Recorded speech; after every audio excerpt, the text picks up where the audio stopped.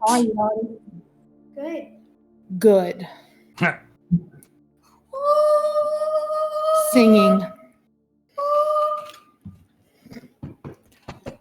I can't wait to see you at the Ren Fair. She's excited about Ren Fair. Exciting. I'm excited about seeing Tony and Mabel. Yes. I want to see them. I Are you especially excited because you get to take them home with you?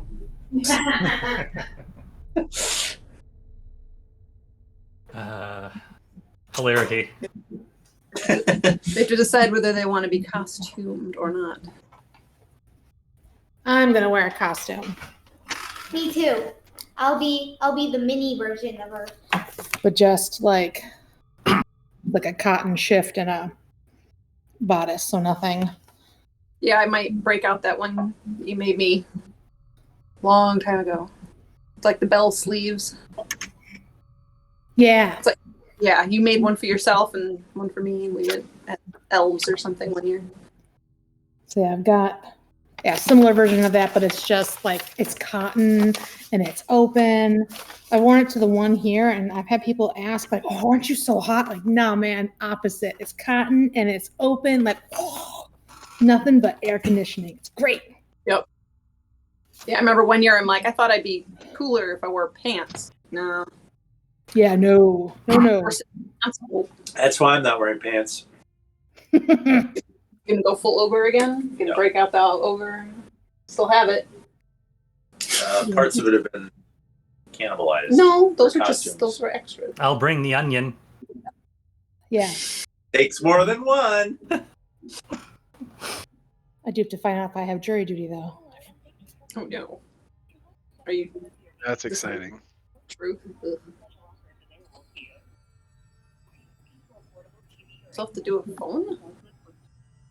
Yeah, it's crazy. It's not an email or nothing.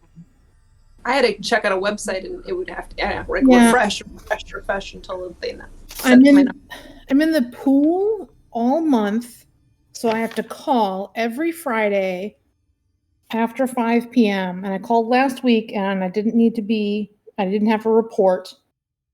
But I have to call again. That clearly wasn't 743. Oh, 9115. My coworker, his phone number is the same as the zip code extension on the concealed carry permit application. So he gets concealed carry permit calls all the time. They can't dial the number right. Hey, I'm calling to sign up for the CCW. Yeah, you got it, bud. It'll be in the mail. Don't worry. Click. Way ahead of you. On its way. But if you have a form and you're looking between your phone and the form, every combination.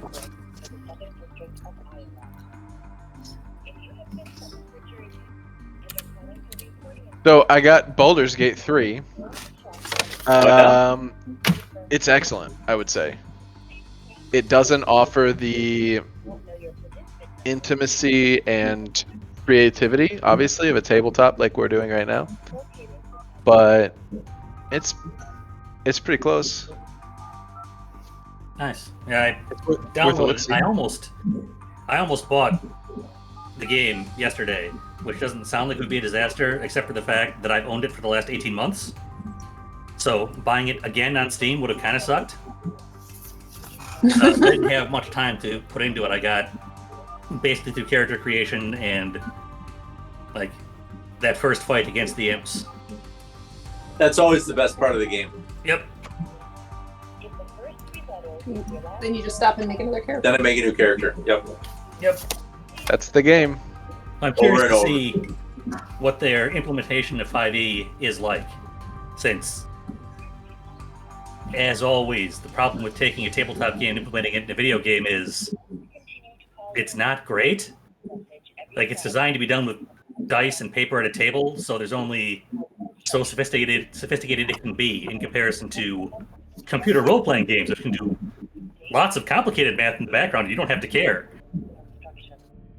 So, I'll be very interested to see what changes, and I did note that my spell selections were done for me in character creation. Like, no, you're here are your spells. Oh. So, Go back and modify that? What's that? so the way it works is it will give you, like on level 1, it'll give you like your spells. This is your spell, sorry.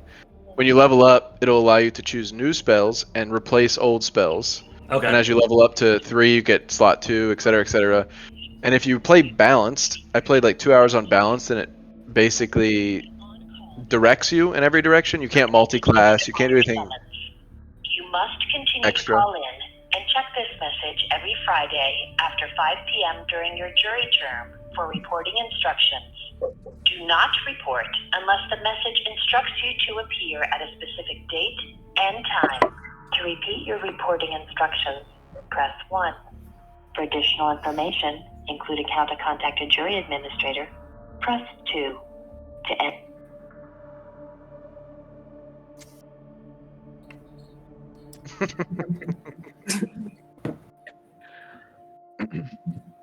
But it's got like an expert level where you can multi-class, choose your spells from level 1. The big thing that I've noticed is that it will like force on interaction. It will force like perception checks, insight checks, like all these things where you'd like to be able to choose from a sheet, click the perception. I'd like to see what's going on here. It'll force it in the dialogue. Sure. There. You win some, you lose some. That sounds fun. Our machines can run it. I don't even know what it runs on. So, is it a computer game? Yeah. Okay. Man, my password is beloved, right? For Cthulhu That or blank. One of the two. or blank? It's blank for me. I think it's blank. Okay. Oh, there we go. Like it wasn't working. BLAN. Okay. Did they update the web sheet for Cthulhu? It looked different than last time. The loading screen, the login. Yeah. I actually haven't looked to see. No. Okay. So your character sheets look essentially the same, which is good. But yeah, new stable version of Foundry, bunch of front-end UI changes like that shouldn't make a difference to you in game. Theoretically, we'll see. It seemed to pass in my testing. Everything seemed the same enough to not worry about. Yeah, one of the challenges of running two different game systems is I occasionally end up having to upgrade Foundry at inopportune times because one of the game systems has an update I really want and needs the new Foundry version, and the other one I just have to like, here's hoping. But it appears to be working so far, so we'll see. If it breaks, something works wildly differently, let me know. We've always got paper and dice, which is all we really need here. So, yeah. Cicely. You want some juicy gossip since you're here and I haven't seen you since it happened? Ooh, what? Guess who sent me an email out of the blue? Oh Lord. Hint, you met his mother on one of our dates. Like freshman year? Yes. Oh my gosh. Yes. How was he? I don't know. I didn't respond to that email. Like, Okay. I showed it to Matt, so he knows too. That's weird. Like, it's a strange ex-girlfriend. He still lives with his mother. I don't even know. I don't know, man. Like, enjoy your life. Bye. No. Weird. And I don't know.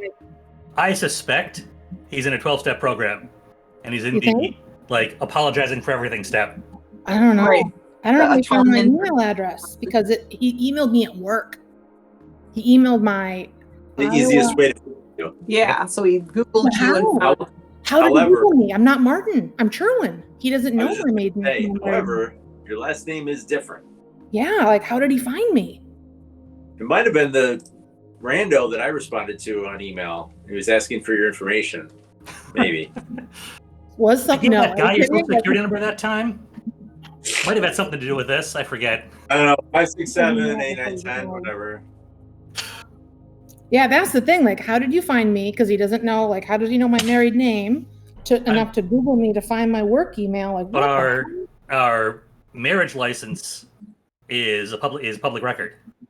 Yes, but now we're into like extreme weird stalker territory. Like, what are you doing? That's phase 3 is stalking, and phase 4 is is that how that works? Yep. Yep. I mean, but not that I know that many people that I know went through a 12-step program. I couldn't know any number of people who did, and I just don't know it. It's anonymous after all.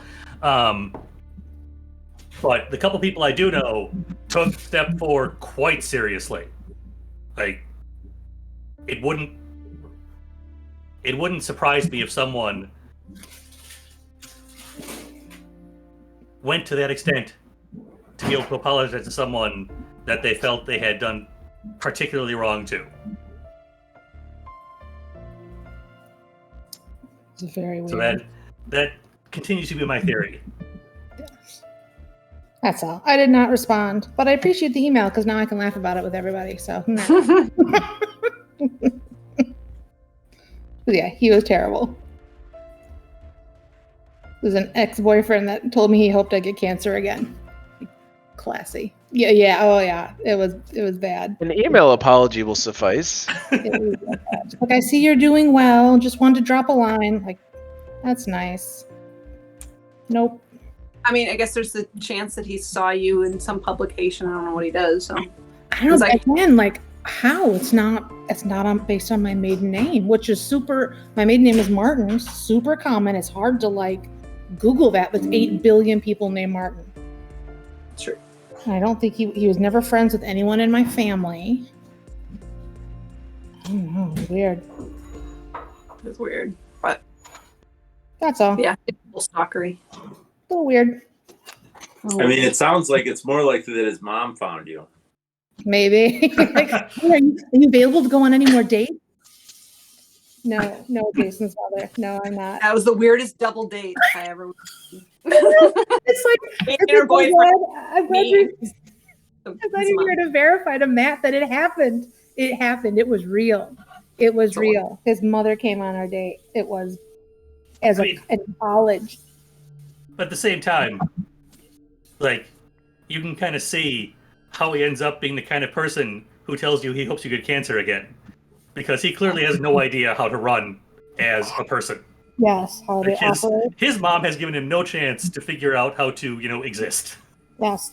And I don't know if you remember, Cicely, but when we were dating, because I met him in working at Jewel Osco, he was in college when I was in high school. He was older. Yes. Yeah. Yeah, so when he came to visit me, he had graduated and was working as a teacher. He had graduated college, and I was a college freshman, which in number of years isn't a big difference. But like, my dude, I'm 18 and you are a college graduate with like a career. Why don't you date another woman with a career and not a freshman in college who you were dating in high school as a college senior? Well, they always say, like, in hindsight for these things, like, it sounds like his maturity level was way lower than it should have been. Yeah. So he's looking in that pool. Yep. Yep. No shade, obviously. You're supposed to be as mature as you were. Yep. That is, yeah. I have more opportunity than I would expect to be on campus every now and again, just to meet Katie down there, and you can just see college kids walking around, and fuck, they are children. Yes. Like, oh my god, you're children. Are you They still have, 14? like, What are you doing here? Chubby cheeks. Yes. Little baby. You see them like you're children. Like, Yeah. I realize that you're probably 18 and you think of yourself as an adult. I remember being 18 and in college and thinking, well, I'm an adult now. Like, and legally you can sign contracts, but god damn, you are children. Matt, you see them. I regularly interact with them. I have to like meet with them and talk with them. And oh my God, like while like the number of years, maybe not that much, like 3, 4, 5, the amount of maturity that happens man. between graduating college, starting your first job, and moving along those major life milestones, you just mentally age a lot in that time period. Yeah.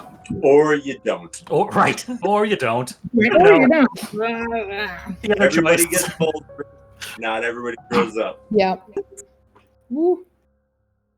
So that's Cranky. all. That's all the juicy goss that is fit to publish.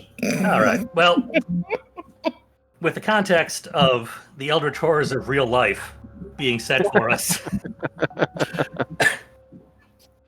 let's dive back in. It's been, I realize, a bit. I felt like I wanted to go through and do more notes. That's why I put the timeline up too, just for our current situation. Yep. Just trying to keep track of everything. So just kind of set the scene, get everybody sort of spun up here. You wrapped up your affairs in New York. You were asked to transport Elias's library of cult and mythos and mystical and all things vaguely supernatural library to London. And his weird magazines. Exactly. His thousands of back issues of Weird magazine. So you got 6 crates of his supernatural research on board the St. Celestine as you're trying to get to London. But a couple days into the voyage, you felt the ship stop, went to find out what was going on, talked to the captain, and discovered that you had encountered the HMS Arpactic, a ship that had been listed as missing for the last 12 years, just apparently adrift at sea in a state of rust and disrepair. Captain Wainwright pulled up alongside with the intention of rendering aid if possible, but rather expecting to take her as salvage. Sent some of the crew aboard. Eventually, one of the crew who had gone over to the Arpactic came back and requested Dr. Von Doister's presence, the ship surgeon of the Celestine. Excuse me. Dr. Ahrens had found something he wanted another medical opinion on. You elected to. Dr. Von Doister agreed. The rest of you elected to go along with him onto the Arpactic. Were led down into a room where he had found what appeared to be the remains of a person. Presumably, you would guess a crew member of the Arpactic, but you don't know. Looked like it had been at least covered in, if not turned into, some kind of fungus that Dr. Ahrens and Dr. Von Doister did not recognize. And it showed some characteristics that were sort of unusual insofar as, well, it's certainly the lethality of fungus to a human being is not news to anyone. The idea of something so virulent that also then didn't apparently cause an immediate plague on the ship, you haven't found any other corpses, and also hadn't eaten anything else in the room, seemed odd to everyone with any kind of background in fungology. Mycology. Yeah, like I said, fungology. He's not a plantologist. Come on. Exactly. I'm no Scientologist. While the doctor were discussing the remains, the rest of you began looking through other rooms just in the part of the ship you were in. Apparently some crew quarters. Found some scraps of journals. Began to start getting an idea that things were not all going well on the ship during whatever happened here. Found what seemed to be a human skeleton covered in rust attached to a bulkhead in one of the crew quarters. It appeared to collapse when you poked at it. went to do some more exploration, went up to the officers' quarters, started looking through rooms there, found Dr. Rowley, the ship's surgeon of the Arpactic, dead in his quarters of a gunshot wound, not of anything particularly mysterious aside from why he apparently shot himself. Found his journal, which shed a little bit of light on what may have been going on.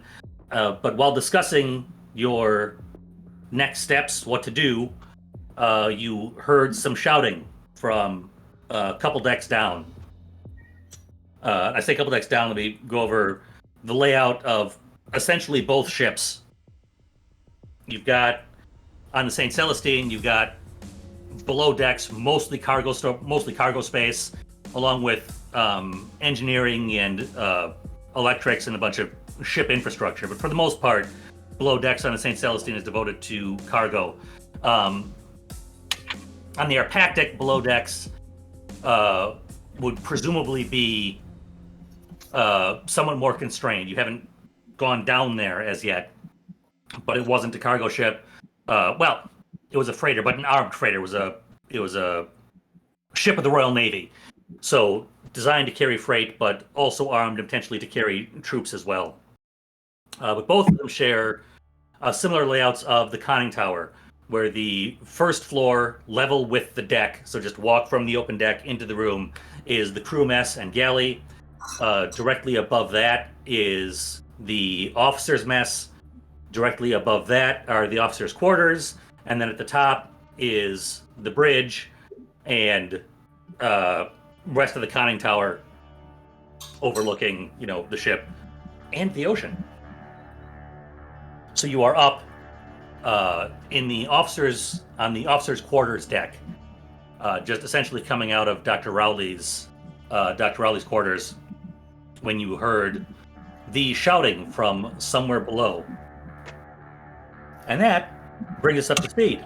It is mid-morning at this point, calm sea, calm air, a little bit of cloud cover, but still clear and relatively pleasant for, the North Atlantic in February.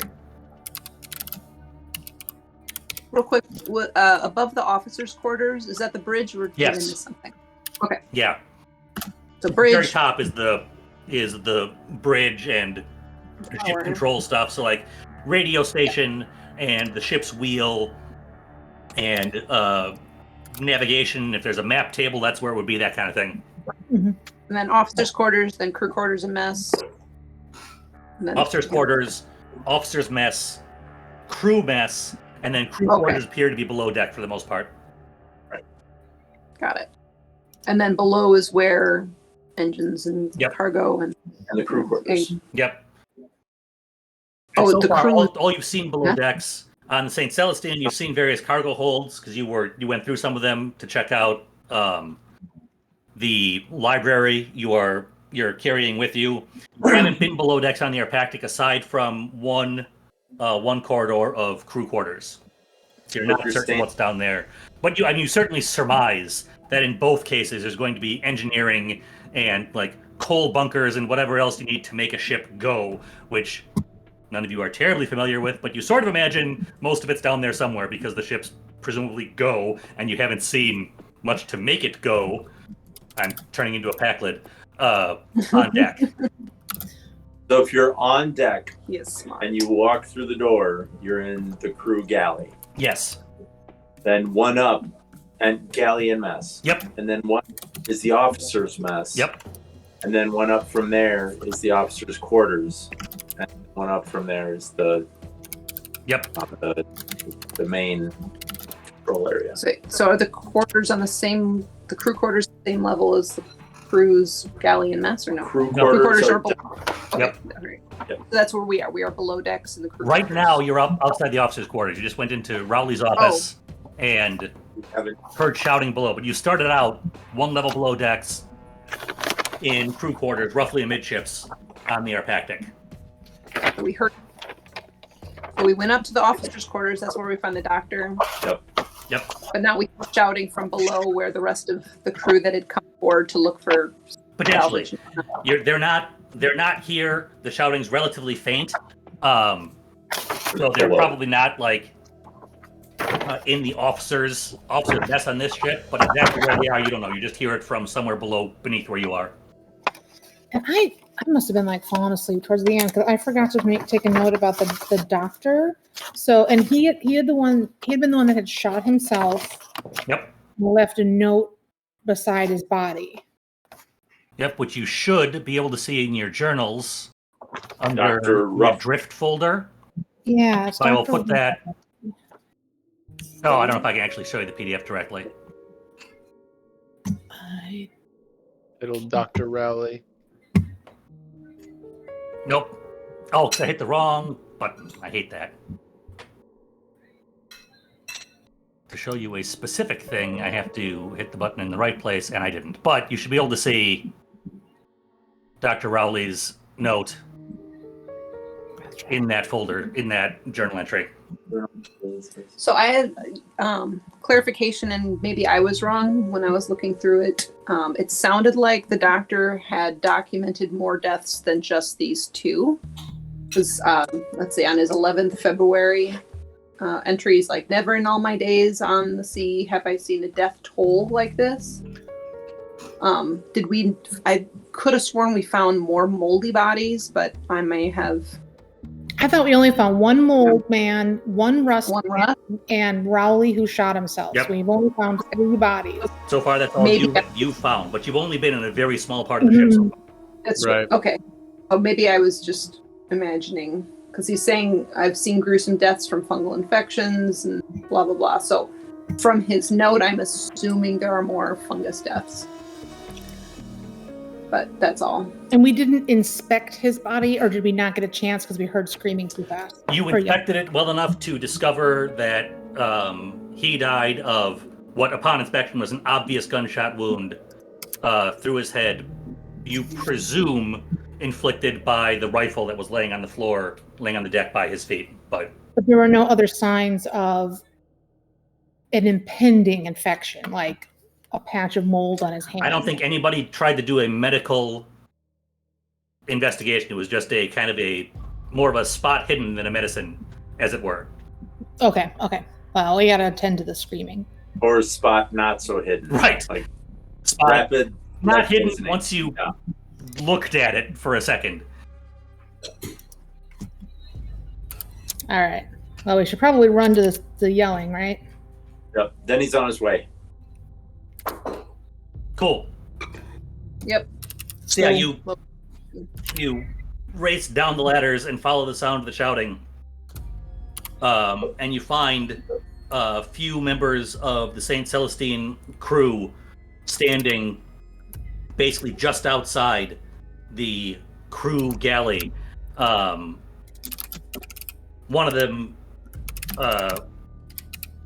just saying, "It was right there. I saw it. You can't tell me I didn't. I know what I saw." Mm-hmm. Did you see? Turns to you. "I saw a face on the bulkhead. It was right there." He's pointing at just a patch of bulkhead that's making it part of the conning tower. And like the rest of the ship, it's more rust than steel, at least visually at this point. He's pointing to a spot right next to the door, the hatch, into the crew mess. One of the other men turns to you as he's saying that. "I looked as soon as he pointed. Nothing there. Ask me. Had a bit too much of the if you know what I'm saying." I mean, sometimes you see faces and tree bark, clouds. Rest has got some. I mean, I could kind of see. I wasn't just seeing a face, it was moving. It looked at me and its mouth started moving like it was going to talk.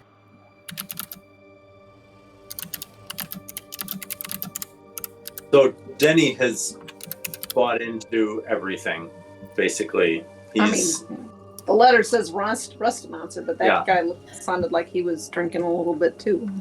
yeah, he's listening to Coast to Coast AM every night. So,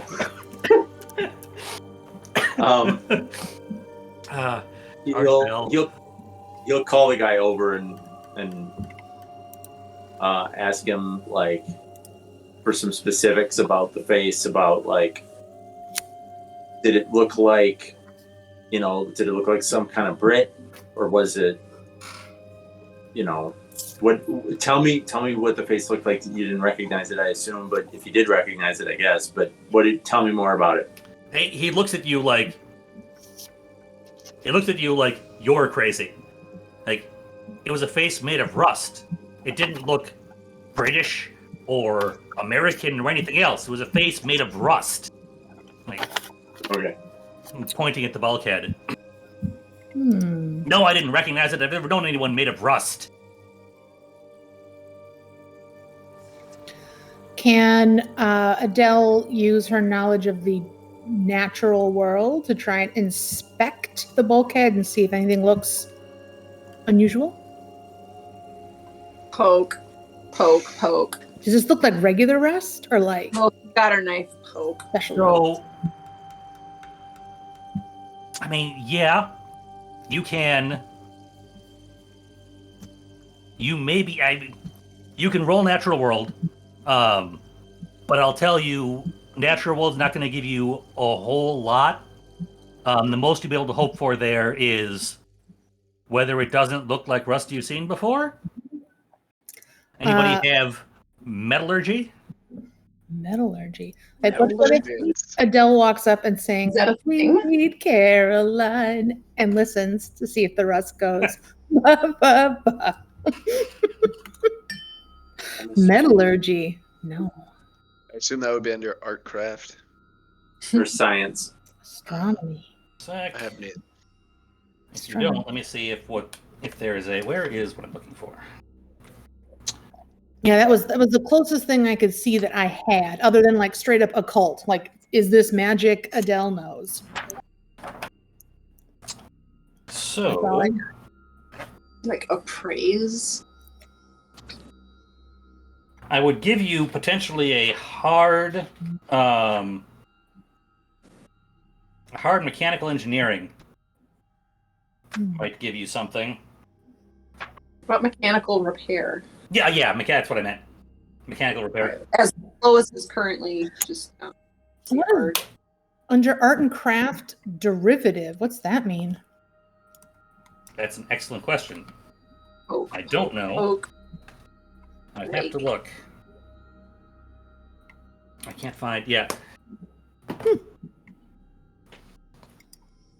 rolling it just because I'm curious what it says. Derivative.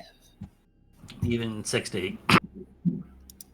Oh, that was me. Oh, rolling- that's you. Sorry. rolling Mechanical derivative. repair. Yeah. I mean, it looks like rust. If there's more to it than that, you don't know what it might be.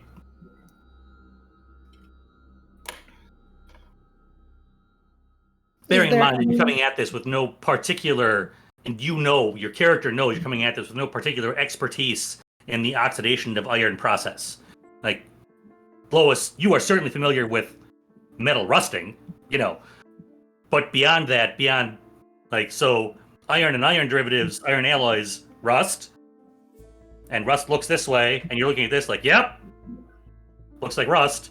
But beyond that, you also know, like, you wouldn't be able to analyze rust in particular, aside from you've seen plenty of it, and this looks like rust. I'm gonna try occult as well. Sure. Is there any magical? What am I have? 70. I'm gonna push it for 2, or not push it. I'm gonna use two of my luck. All right. Oh, right. Top of the session. I'm glad you said that. Everybody roll luck. If you succeed, add 1d10 points to your luck. If you fail, add 2d10. Since luck renews per session. Nice. I'm an Not idiot. great. I'm on blind GM. What's that? I'm still on blind GM. That's my bad. Oh, no worries. You succeeded. By a So lot. fail 2d10? Yes, you're the one who failed. Yes, 2d10, add to your luck. Cool. Dope. 15 luck. Hey, it's raining luck. Raining luck. It's a shame because my luck is currently 69. Nice. Sorry, that's required. I have to do that. Nice. Yeah, so with your occult,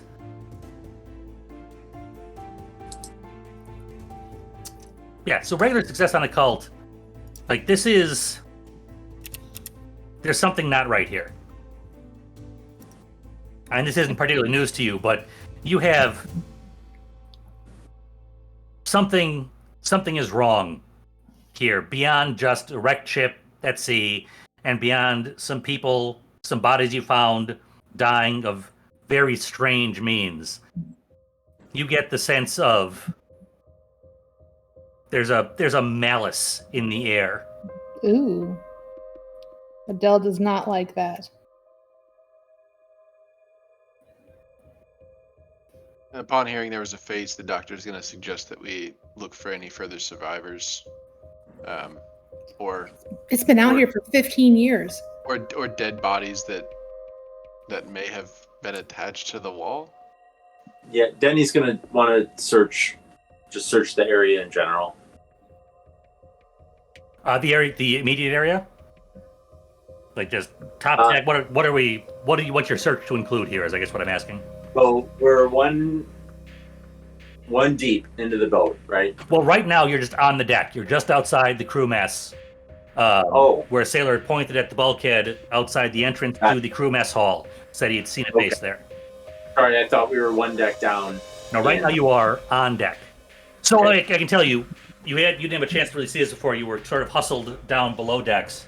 The deck of the Arpactic looks pretty similar to the deck of the St. Celestine, with a couple notable exceptions. One being it doesn't have, or at least doesn't have up and rigged right now, as many cranes as the St. Celestine does, where most of the deck space is taken up by several cranes for loading and unloading the ship.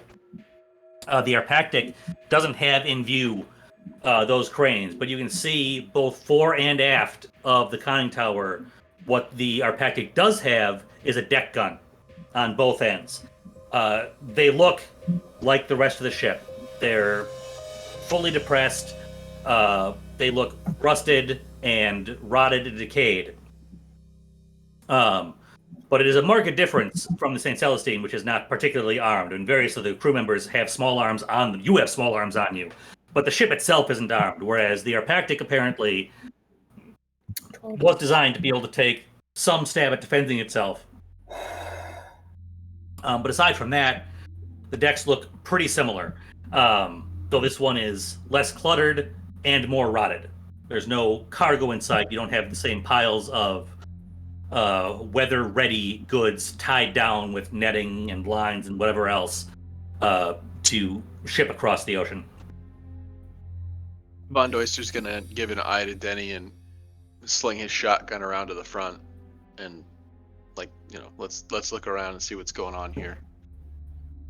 Denny will nod, and we'll kind of work our way to one end of the boat, and then all the way back. So about astern. Sure. So, yeah, one of you can give me a spot hidden with a bonus die. Or the two of you doing it. How's your spot hidden there? I've got a golden mark still, 75. Yeah, I think why don't you lead the way, I'll watch your back. Sure thing. That's crazy. I'll push that with luck. All right. You spend the luck. You make your way up and down the deck, and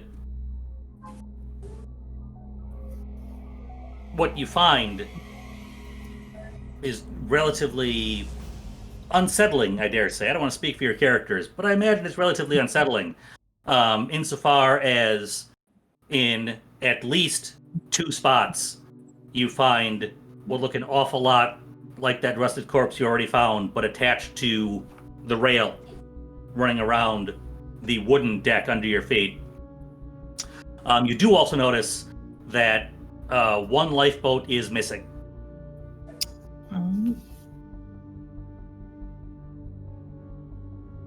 I'm gonna, after convening back, say, as best you can, don't touch the metal, especially the rusted part. I know we're gonna have to probably eventually, but for now, we don't know what's going on. There could be, and then he's just gonna prattle off some medical scientific terms that have to do with high levels of oxidation. So, I'll just ask you as the player, are you trying to get people to buy into this, or are you just talking?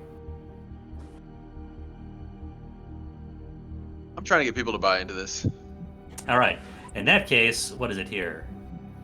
I mean, like he senses real danger. He doesn't know what it is. He thinks it's like of the physical plane. It's not some magical hocus pocus. I'll tell you what. Give me... Boy, it's going to be...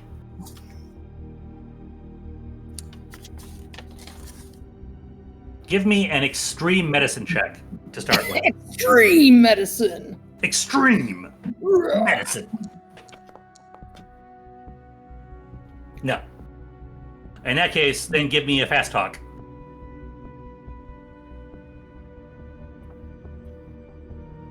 Sure will. Once I find it. Oh, found it. Oh crap, that's bad. Yeah, unfortunately, this is just straight up fast talk if you're trying to get people to believe you. Oh. You know what? I'll spend the luck. All right. Can a double roll psychology, like a counter? I mean, you can if you want to. Sure. You can roll psychology. Nice. Oh my god. So, the doctor, on the one hand, clearly has no reason for what he is saying. He is just saying things. On the other hand, you get the distinct impression that while he has no evidence for what he's saying, he's going entirely based on his gut. He's also being entirely forthright. Like, he suspects, with no medical reason behind it, but he suspects you want to stay away from the rusty metal. He's being totally honest with you. But he's imbuing his words with the medical confidence that they don't earn. This is just him just taking a stab and trying to sound... And Jake, let me know if I'm misrepresenting what Dr. Van Oyster is trying to do. But Adele, I think, gets the impression that Van Oyster is trying to provide a voice of reason, a voice of calm, like, everybody stay cool. We're going to act like we know what's going on here because it makes it more approachable, and we're going to try and prevent people from freaking out. And it's as much for the other crew on the deck as it is for his compatriots. Absolutely, that's what he's doing. So yeah, you definitely pick up, he doesn't know jack about the actual science or medicine here. To the extent he's sounding confident medically, he's completely full of shit. But he's also being entirely earnest, entirely honest, and doing his best. As he warns people not to touch the rust, because of, I don't know, super tetanus or whatever, Adele will discreetly hand him a crystal. It's okay to open your heart to the unknown.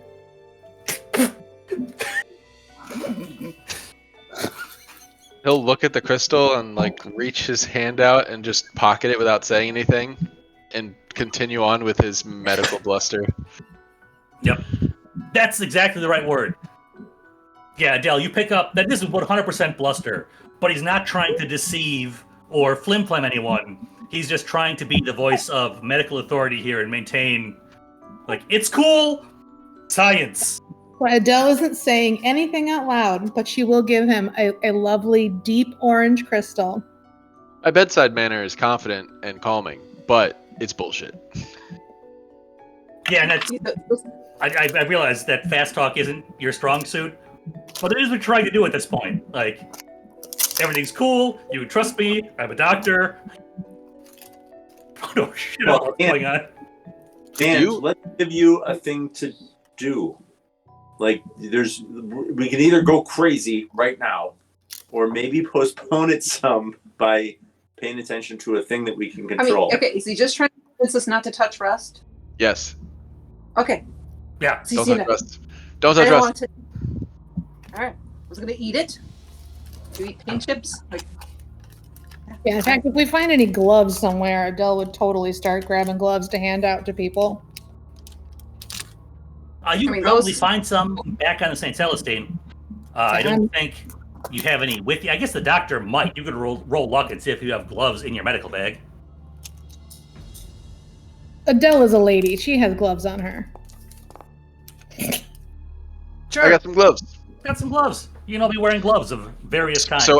So as he's yammering on continuously with the crystal in his pocket now about don't touch Rust, essentially, he pulls out of his medical bag, sets it on the ground, and starts pulling out pairs of gloves, just enough for the group, but not for the crew. Yeah, there's no way you have enough for the crew. No. Maybe if you'd rolled a 1 on your luck check, like you could hand out a dozen pairs of gloves. Right. You don't have a clown car of rubber gloves in your bag. But yeah, he's giving everyone just like old school, straight up rubber gloves. all right, so we got gloves for science and crystals for the magic. And we're still wearing cloth around our face. Okay, I think I am. Yeah, the doctor definitely is. And other people could be if they want to. Things. Right. Lois has got her. I put together my Lois kit here. It's got a, crucifix and Ooh, awesome. That's pretty. a couple saints and the evil eye on there. Yeah, That's awesome. we're all set. I play Magic with a guy who is genuinely like warded. He has he's extremely Catholic. All of his clothes are like either free shirts and stuff from like various Catholic charities and whatever, or they're like new, silk screened, like stylized Joan of Arc or like whatever. He's super nice guy, but it's like he's warded. He has magic warding. Catholics like their like things. So People can't get you by a little bridge. box. Yeah. not to wander off into religion too strongly, but the irony of that wording is ultimately, I strongly suspect what caused me to largely fall off religion is exactly that. The Catholic scapular. Like this postage stamp with the Virgin Mary on it that you wear around your neck, and if you're wearing it when you die, you go to heaven. Which just seems like... Yeah. Well, that really sort of undermines really the point, it feels like. Like, I can just go to some priest and get one of these, and we're cool now? Like... The cover to get into heaven's only $25. Exactly! Like, this, at some point, this is not like, the only problem I ended up having with the Roman Catholic Church and organized religion in general.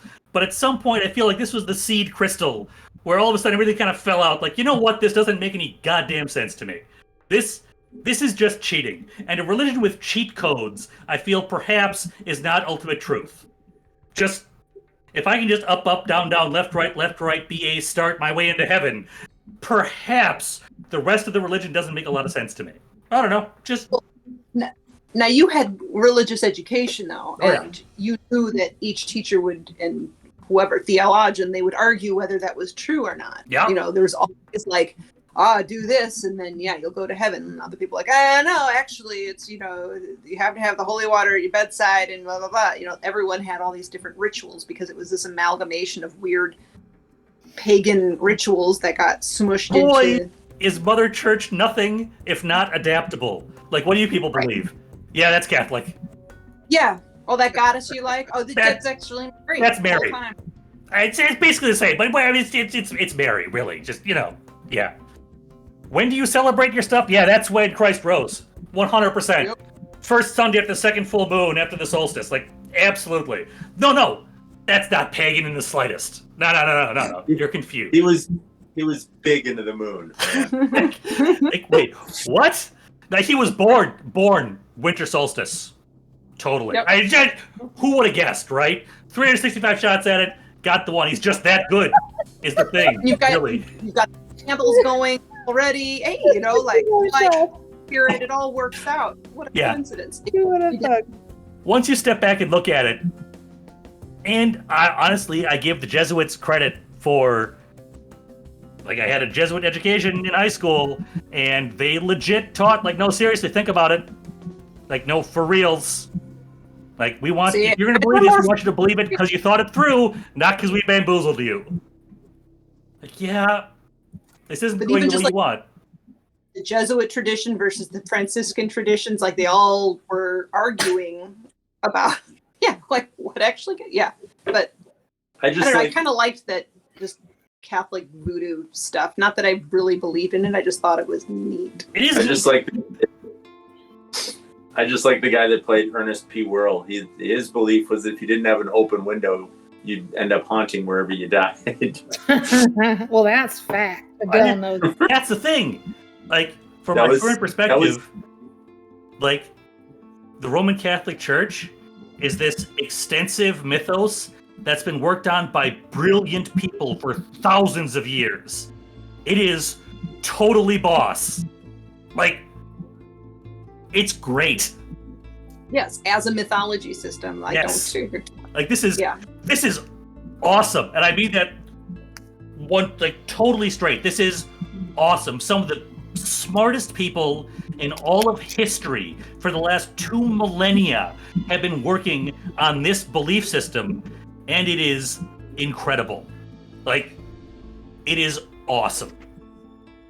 I don't buy into it anymore, but it's awesome.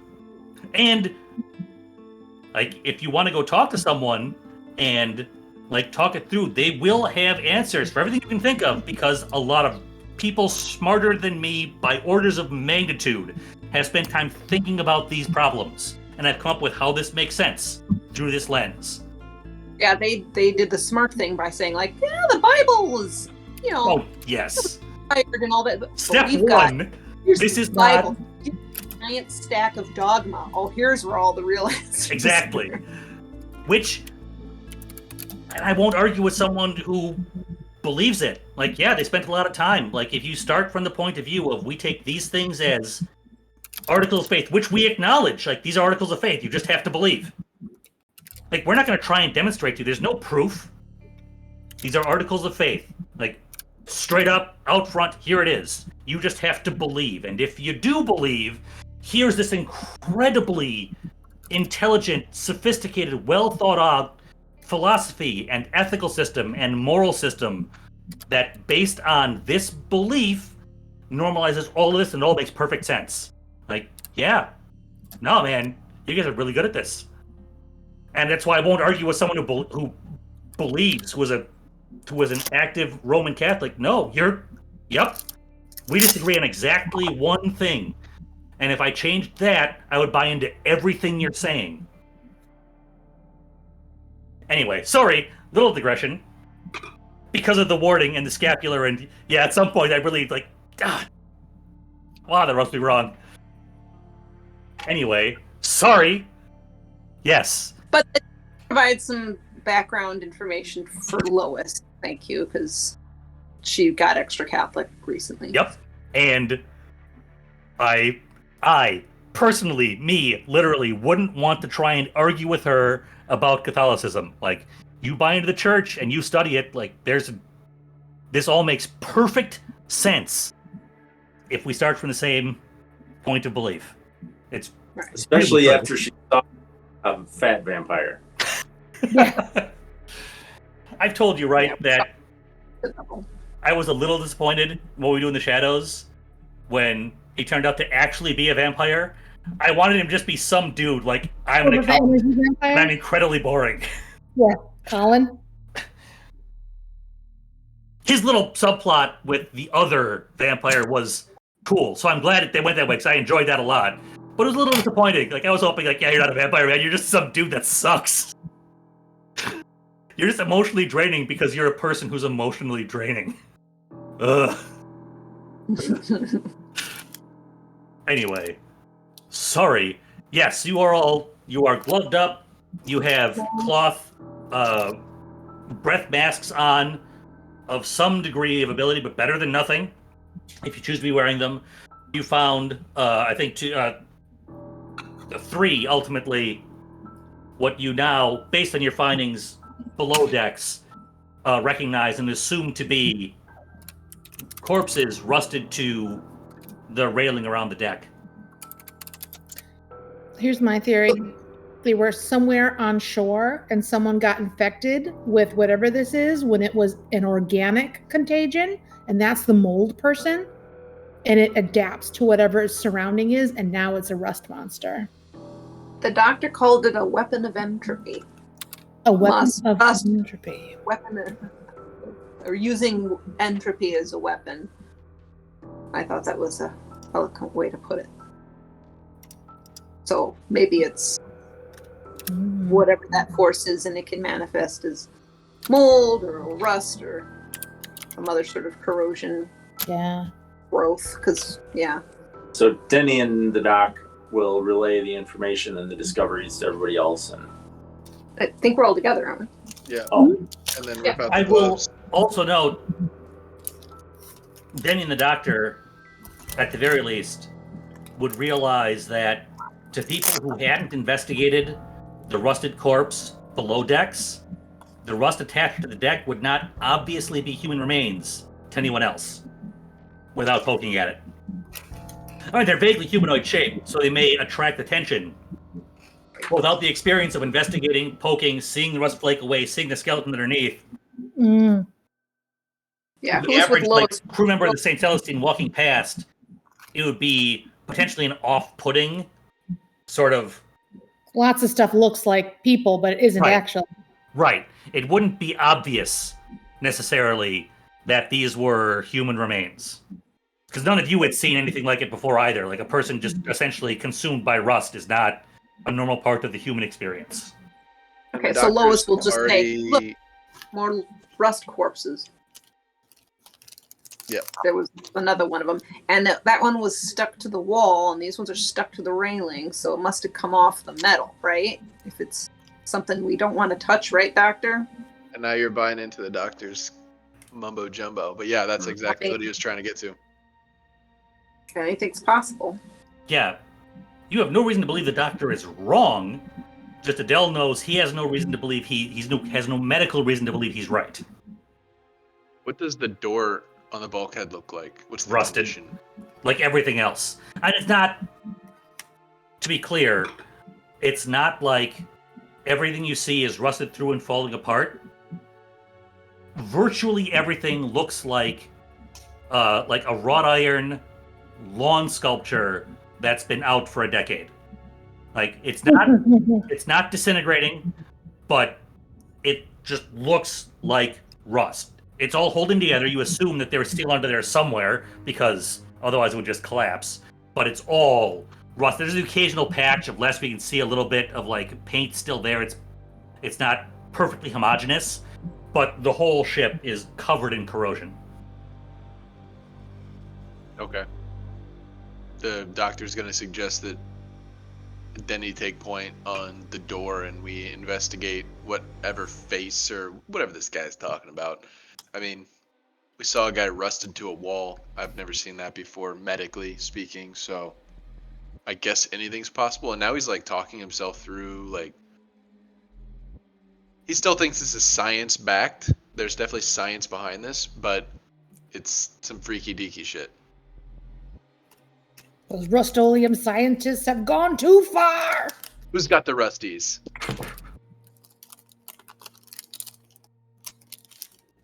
all right, so Denny's gonna go get ready to go in the door and look Just back. kick it down or something, you know. Probably not. Probably open it. Well, I mean, this is the door you came out, ultimately. You came down the ladder and out through the crew mess. Oh. But this is one of the ways into the hold. This is one of the ways into the conning tower. He was pointing at the bulkhead next to the hatch into the crew mess that ultimately leads up through everything else. It's not the only door into that room. So it may not be the door you came out, but you know where it goes. You just came from there. So we're going back into the tower. That's where he saw the.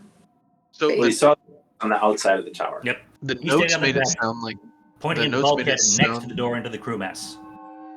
it sounds like this stuff came from originally was discovered in the engine bay.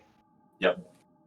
So that like if we're gonna like full dive this thing, that's probably the next point of interest. Yeah. It sounds like the most dangerous place on the ship, wouldn't it be? That's where it started. Should we? I guess I would rather get more information, maybe on the bridge. Maybe they've got logs. Yeah, we should start. Gosh, I'm tempted to inspect the dead doctor's body to see if he had an infection starting. Because I want to know how this spreads. I don't have that ability though. Let's go up, and then the officers' quarters are right under the bridge. Mhm. We were in the officers' quarters, so Yep, you got through, I think, half of them. Yeah, I'd be happy to go up, do a full inspection of the dead doctor, and then we just room by room work our way through till we get down. we want to go up. Well, I want to go up. You want to go Right. down. So the dead doctor's in level 2. There's Level many- 1 is the bridge. Level 2 is where the dead doctor is. Level 3. Then we just work our way down from level 2 basically, or level 1 even. Yeah, because I mean, I don't know. I feel like we need more information about how this spreads so we don't get got. But we should not separate on this ship. Let's go all the way up to the bridge if we can first, and then we can work our way down. Sounds good. Sure. And that's easy enough to do. You can walk up to the bridge. Basically, there's a hell in hell. There's an end in friends. There's a lie in believe. There's an over in lover. There's a good in give back. Seems fine. There's a Yeah. fun in funeral. Cool. The bridge you find looks like the rest of the ship, insofar as there's widespread corrosion. But now that you're exposed to more controls and complex machinery, you can see that the idea of like dysfunction and breakage and such extends beyond just corrosion. You see cabling just strewn across the floor, cracked glass over instruments. Place is a mess. Everyone can give me a spot hidden. Well, everyone went up to the bridge in case anybody didn't. I'm currently spotting wine. Give me 1 second. Spotted.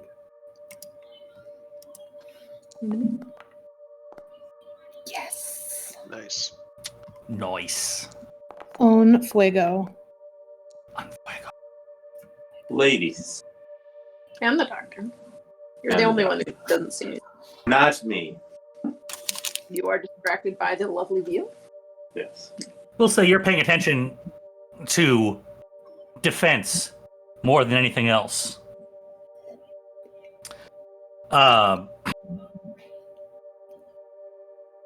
So let's see. Oh yeah, all of you with hard successes, no less. All right then. So the bridge is generally just wrecked. But beyond that, your attention is caught by the ship's wheel. And sort of lying in front of it in a way that isn't entirely obvious till you look at it, kind of like one of those, like a magic eye puzzle, or those, like, that Jesus sign where the raised bits are the not letters that once you see it, it sort of snaps into focus for you. You can see in front of the ship's wheel yet another rusted corpse, except a couple things stand out. One, you're looking at it, and it looks like this body, also made of rust like the previous ones, snapped off at the ankles, and you think you see in front of the ship's wheel the remains of feet fused to the floor, and you look at the wheel. It looks like you see the remains of hands grasping the wheel, just mounds of rust, but in context, it becomes clear to you what's going on. And laying on its back on the deck is the rest of the corpse, just kind of splayed out with a fan of rust coming out from the end of each arm and the end of each leg. Like it just pooled out from the body. I need everyone but Denny to make a sanity check.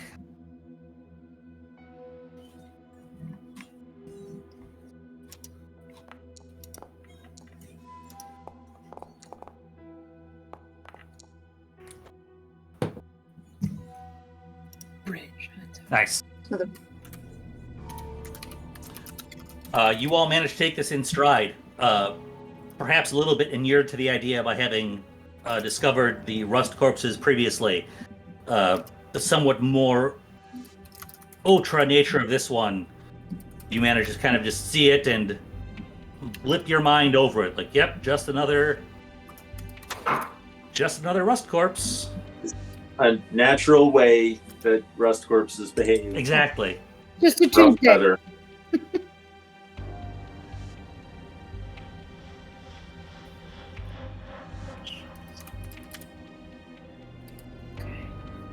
And none of these corpses have any clothing, like anything to identify, like this is the captain, this is a crew person. It's just lumped. Oh, Want to investigate this corpse itself? yeah. I want to know if this is the captain, someone of importance. Give me a hard spot hidden. The helmsman we already found. He's an old man.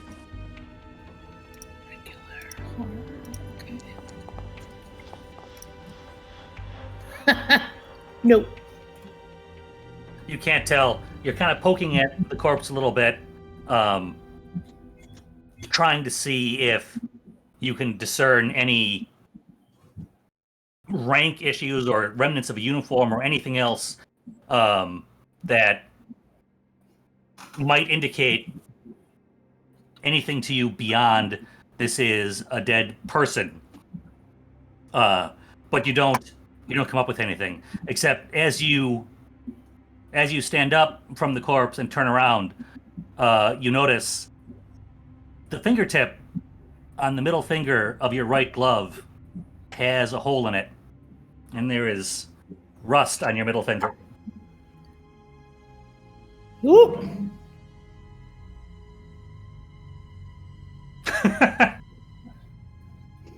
I have rust on me. What do I do? Doctor. The doctor will call you over, take a look. He's a medical professional, of course, so he's going to look at his gloves, make sure his gloves are still fully intact, and then grab your hand in his hands and look it over thoroughly, and then slowly remove the glove to see if there's obviously rust in the middle finger, but just to confirm that. And then will reach into his medical bag while he's looking at you, hasn't said anything. Pull out the crystal, put it back in, pull out a scalpel, and just look at you.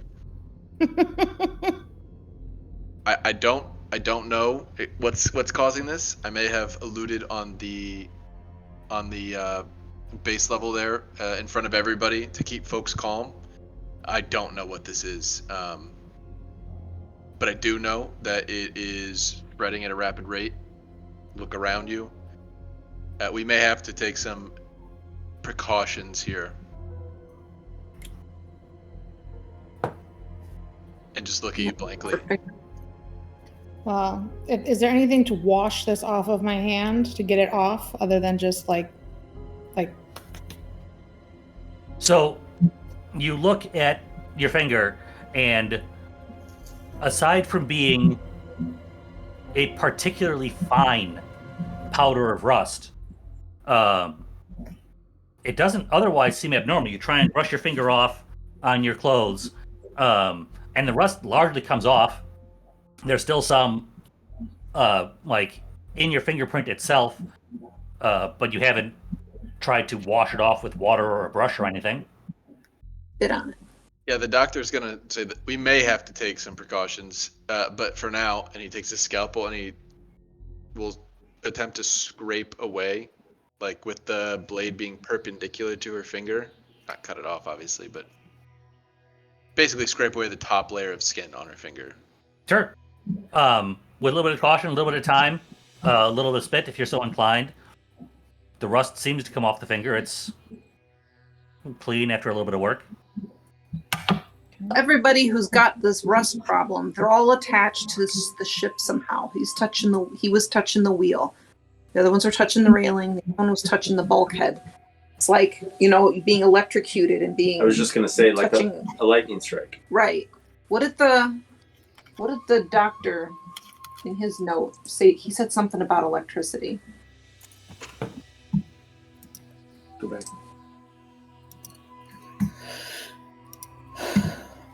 I mean, I'm gonna read that note if you want to keep scraping and looking around. I'm gonna. Given spending a few minutes on it, efforts to gently scrape off with the scalpel, scrub clean with bits of cloth, and moisture from somewhere, you can get your finger apparently clean, or at least free of rust, if not still covered with, spittle. He mentions that he can't help but feeling individuals are being selected by a thinking Thinking, adversary. yeah. But how could such a thing happen? And there is a ship missing, was a life raft missing, so maybe what did this is gone. But Adele will be monitoring herself for any feelings like something has gone wrong so she doesn't infect other people or... Okay, hold on. So risk. the Dr. Rowley, or whatever his name is. Okay, he says, in truth, my claim about electricity and salt water and accelerated oxidation is as good an hypothesis as any. So I don't believe it myself. Electricity, salt water, oxidation. Yeah, it sounded like he was just coming up with a medical mumbo jumbo story to make. Sure, but we have other doctor mumbo would never do that. Right, exactly. It's different than the crystal mumbo jumbo. I'm just saying, maybe it's something that behaves something like electricity, where it needs to move through metal to you. I don't know. Von Doyster wants to move after cleaning the finger to inspect more thoroughly the the purposefully broken objects like glass and things that wouldn't break from rust or anything like that. Sure. We can continue to use your previous spot hidden, because you're continuing to search the same space. You look at the broken objects, and on the one hand, you're right. There's no particular reason for a glass disc over a dial to spontaneously crack, even while just floating at sea for 12 years inside the bridge, which, as far as you can tell, is still solid insofar as it's not exposed to the elements. It's not like it's on deck and things fall on it or whatever else. But at the same time, look back. Where's your... Oh yeah, you got a hard success. At the same time, as you're looking at them, you don't see any evidence of something striking them or any mechanical damage beyond them being cracked. Like, you don't even see, like, if somebody had taken, a spark plug or a hunk of metal and just slammed into one of the dials, you'd expect it to crack, but you'd expect some chips to come off. These all seem like perfectly clean, just breaks in the glass. And you see similar things with other items and instruments that seem broken or decayed. Like they're clearly broken,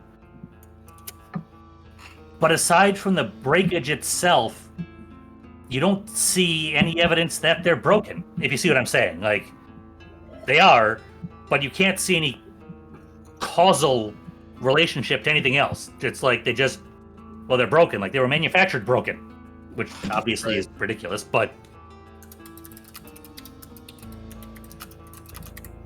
there are no rust fingerprints or anything like that? Not that you can find. Okay. I want to look around for any sort of paperwork, Sure. ship's log, something like that. The captain's log, like Star Trek. Let me 1 second. We'll continue to use your spot hidden also, so you easily find what appears to be, what you surmise to be, some sort of navigation table. You don't recognize the instruments or know how to use the chart, but you can see sort of a water-stained and weathered and partially rotted away like chart that looks like a map. You can see like the North American continent and the European continent and the British Isles on this map. There's a whole lot of markings and information on here in the ocean part that you don't recognize and can't interpret because you're not a sailor, but you can recognize that this appears to be some kind of map. Along with what you again surmise to be navigation devices kind of on the table. Beyond that, Anything to say, where they had been just before everything went to shit? yeah. Or a log that says, it was a nice day. We brought aboard a German passenger with rusty hair. Look at me. I'm not insane yet. Yeah. So that actually reminds me of a couple Star Trek episodes. So Everything's fine. We're all going crazy and we can't sleep. Let's say, why don't you give me a hard education roll? Or not yet, be a hard education roll. Yeah. Teach that Rush some Spanish.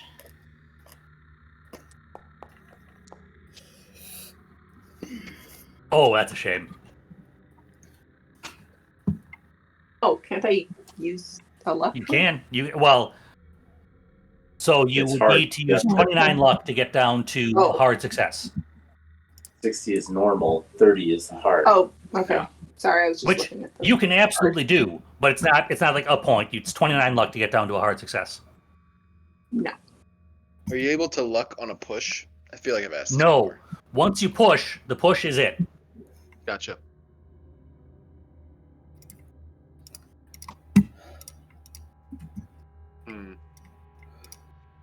Yeah, so you find this table and you see what is clearly some kind of sea chart you gathered used for navigation. Can I Go ahead. roll navigate? I Sure. feel like being on a coast... Sure. and You can give me a knowing- navigation check. It'll scale with if you succeed, it'll scale with the degree of success you get. But yeah, give me a navigation. Sure. So you can tell from the chart that the ship was bound from London to New York. You can see some notes there that indicate, at least the last time this chart was updated, they had been stopped for at least a day. So that's all you can pick up from it. I guess historically you could see they've been marking their progress on the chart, and up until a day ago, from whatever the most recent update is here, the voyage had been going normally. Everything between that February 10th and February 11th log entry by the doctor. Everything was one day. So this wasn't going on for weeks or anything. You can certainly guess that. There are no dates on the chart visible to you right now. You don't have any. There aren't timestamps on it. But based on what you've seen, that seems to be a reasonable conclusion, certainly. Maybe we should roll this thing up and get it to the other ship and have somebody who knows what they're looking at look at it afterwards. Yeah, I was going to say, one way we can look at this is, what do we want to bring back from this ship to tell everybody that we actually found it, it's here, everybody's dead? Like, what would they want? They'd want a logbook, they'd want some kind of maps. If we can get proof. Are we concerned this is contagious enough we want to sink this ship? I think that's going to be a tough sell because our current captain wants to go back and drag it along with us all the way back to Europe and scrap it for money. Do we want to sink this ship? Oh no, I accidentally poked a massive hole in the hull. Yep. Oops. Well, this is a naval vessel, right? They might have explosives. Well, I should note, even given a lack of sort of mariner backgrounds, you will recognize, just from being in the world, the value of salvage from a ship like this. Like, there's potentially, bringing this back to port is a chunk of money, even in the context of having that grant of $50,000 from Jackson Elias. Like, a naval vessel returned to its home navy, there's potentially a lot of money at stake here, which I don't say because you should therefore be terribly invested in getting the money, just in terms of context for why the captain of the Celestine would be invested in hauling it. Both because, as a mariner, like, recovering a lost ship is a big deal to all the survivors of any of the crew or sailors on the ship, but also, like, this is not like sacrificing an orphan to pick up $20 on the street. This is a chunk. Like, potentially some of the sailors on his ship could retire from their share of the salvage on this. It is not a small thing that he's trying to accomplish here. Yeah, I think trying to convince them not to bring it back is going to be an issue. But if we're seriously concerned about it, like an accidental explosion or something. It's very rusty. Yeah, it's not going to take much, whatever there.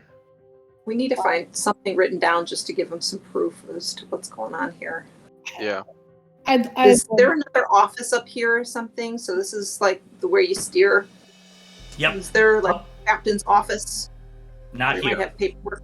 This is all apparently working, like, operate the ship machinery on this deck. So maybe we go back down to the officers' quarters and see if we can find the captain's. And maybe he keeps his books in there. Yeah. So we've got a note from the doctor, and then maybe, like, and the doctor says, captain's going crazy, and the captain's going crazy. Von Doister's going to brush off the naval map and attempt to roll it up without, it's not going to be so weathered that it'll snap. Oh, you're if fine. He does. Okay. With a I'll roll it reasonable up. degree of caution, you're fine. You treat it carefully. It's a little bit brittle, but it's not, like, crumbling to dust at your touch or anything. Okay. Get a better look at that later. Some trained eyes. All right, let's make our way to where we can find some documents here. Sure. So you're heading back down to the officers' quarters? Yeah. All right. The doctor's room and the moss cover or the mold covered man.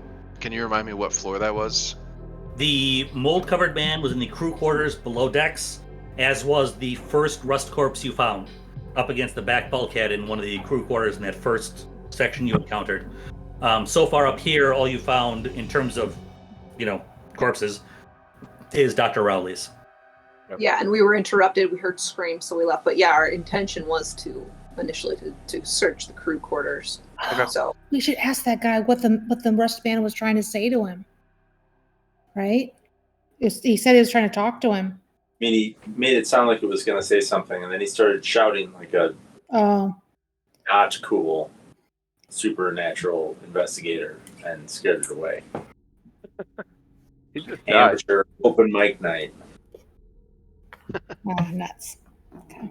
Yeah, the doctor's willing to do a more thorough investigation of the other doctor, the third doctor now in question. Doctor? While you guys do some further exploration of the officers' quarters. All right, so we'll start with DVD. You want to give me a medicine roll as you investigate Dr. Rowley. Cool. So you investigate the corpse of Dr. Rowley. It doesn't take a medical degree to identify the cause of death here. Upon inspection, while it may have been not obvious immediately because the various resultant gore was kind of lost in the rust of the walls, upon looking and paying attention, there is a violent gunshot wound to and through the head, entering beneath the chin, exiting through the top of the head. All the organic matter that you might expect to find is gone, but it's been 12 years just in open air, so that's not terribly surprising. All the soft tissue certainly is gone. The flesh is fairly mummified against the bones, so it's still, recognizably a person. He's wearing clothes that sort of crumble under the touch, but aren't they're not rotted to nothingness. You can find the rifle he presumably used, sort of just laying on the ground at his feet. You recognize it as standard issue military rifle. You look specifically for any signs of fungal infection or anything else you want to identify to me that you're looking for specifically. Yeah, just a fungal infection. I want to see if the rifle and its metal pieces are rusted. I want to see if the rust is contained to humans or if it's other items there. Sure. So you investigate the body itself, and don't find anything unusual once you get to the suicide by gunshot wound, collapse to the desk. You don't find any particular evidence of fungal infection. Certainly nothing as advanced as the corpse you found earlier. Everything you see here is consistent with normal decay. It's a little odd that the corpse mummified as much as it did as compared to just turning to rot. But you've certainly seen stranger things than that. Depends a lot on atmospheric conditions and exactly what's going on in the room, et cetera, et cetera. You examine the rifle. The steel parts of the rifle are corroded, like everything else steel, but it seems corroded the way everything else is. It doesn't seem more or less rusted than the rest of the ferrous metals you've seen around the ship. If you were back in a morgue in a city, you would confidently rule this suicide, death by self-inflicted gunshot wound from the rifle at hand, and you would have no doubts signing that death certificate. You would feel perfectly comfortable doing that. So no evidence of a spreading infection. Not in this corpse, at least.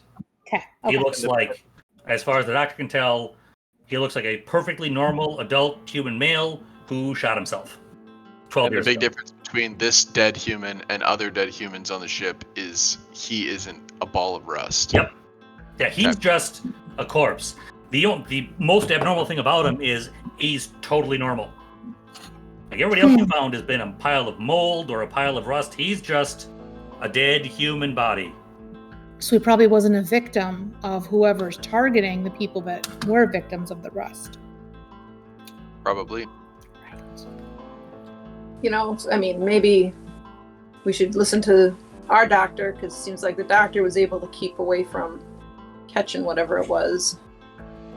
Or he was the one that rusted everybody. Oh. Maybe he's the Couldn't live with the guilt and had to kill himself. Aha, mystery solved. It was the doctor the whole time. doctor the whole time. So Okay, that is that's me. the doctor investigating Dr. Rowley. Doctor, what are the rest of you doing down in the officers' quarters? Another door. Yeah, probably. We're looking for the captains. That's what I'd be looking for. Easy enough to find. Adele wants to do stupid shit, so. we'll get to that in a moment. We're not stupid. Adele does stupid things. Adele can totally do that. But we'll start with trying to find the captain's quarters. I guess easy enough is the wrong word. There's a fairly obvious door that's set a little bit apart and looks like it goes into quarters that are a little bit bigger that you would surmise are the captain's quarters. The door, though, is not amenable to being opened immediately. It seems like it is sort of stuck.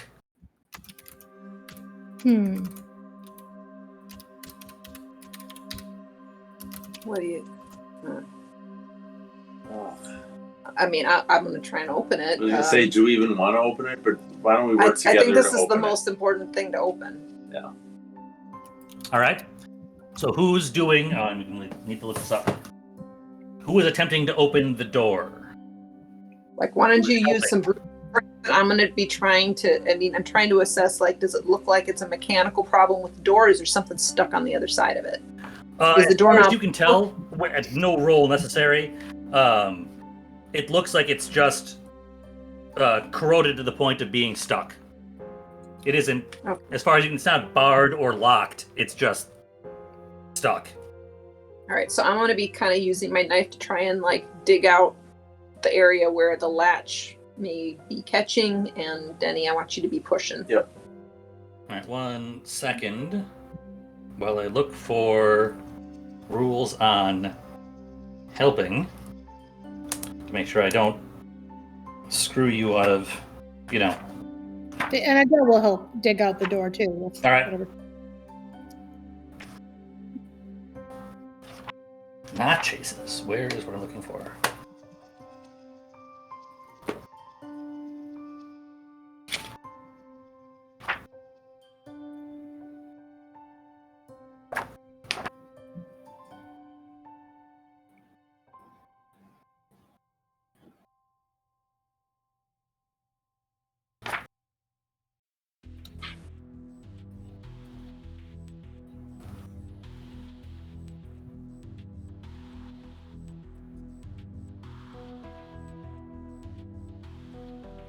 Page 90, it says, of the Keeper's Rulebook. Yep. All right. So, people helping, just give me a strength roll. Strength. Strength. Right. Oh no, hang on. Sorry. Who's helping? Adele and Lois are helping? Yeah. Yes. Adele, what's your strength score? 80? Nice. Lois, Dang. what's your strength score? 80. All right. I think. Yeah, I guess so. Beefcake. Just give me a strength. You don't. No, it's silly. You don't have to. With all three of you, you manage to successfully pry and haul the door open. Rust showers down from around it, and there's like a cloud of fine rust that pops up. All three of you give me a Constitution roll. Mm-mm. You guys all have 80 strength. The doctor has 55. Beefcake. Jack. All right, Lois, you manage to duck away and push the cloth against your face as you see it kind of up into the air. Adele and Denny, you both can't help but inhale some of that rust, some of that powdered rust. You just go into a bit of a coughing fit for a minute or so before you can clear it, the tickle and itch from your throat. But the door to what you presume are the captain's quarters is open. I'm already a goner from Rust, so All right, I need to find some paperwork or something. All right, everybody searching the room, give me a spot hidden.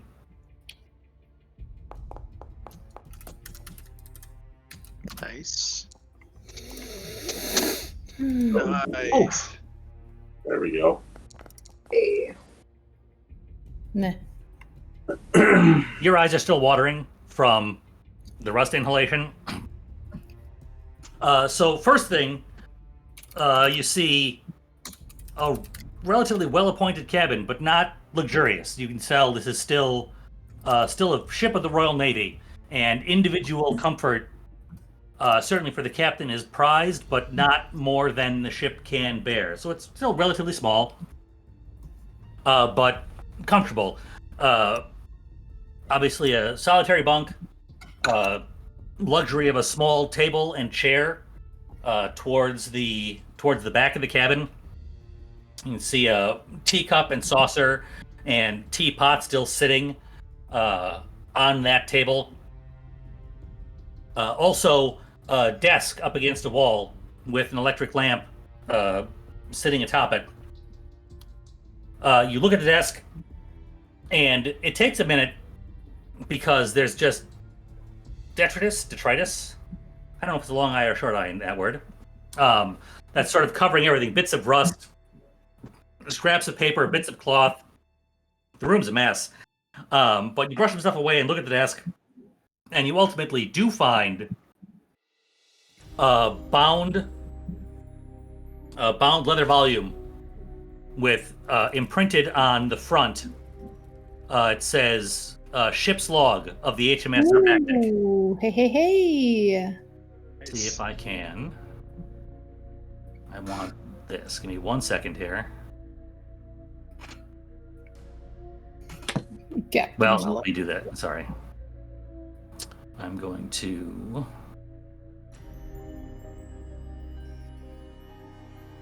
make sure I get this right.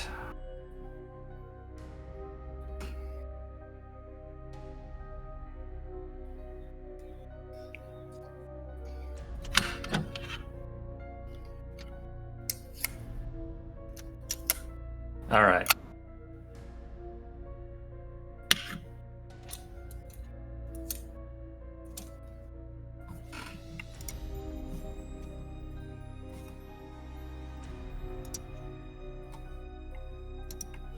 No, I can't.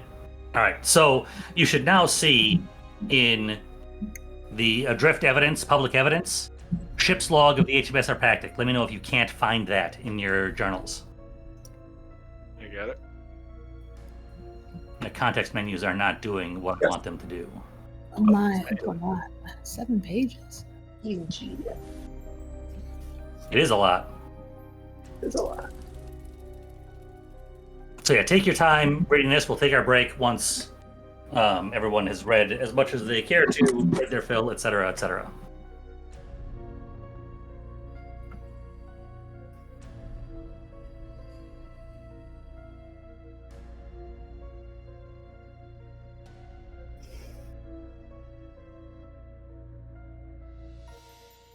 The meteors in the sky.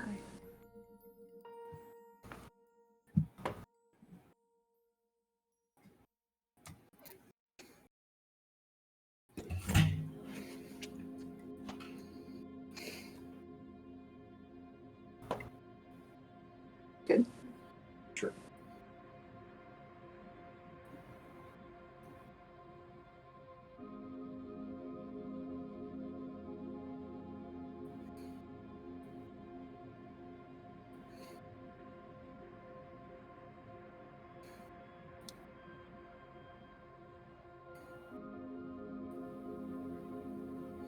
Jordy. Oh, the mold happened after. Okay.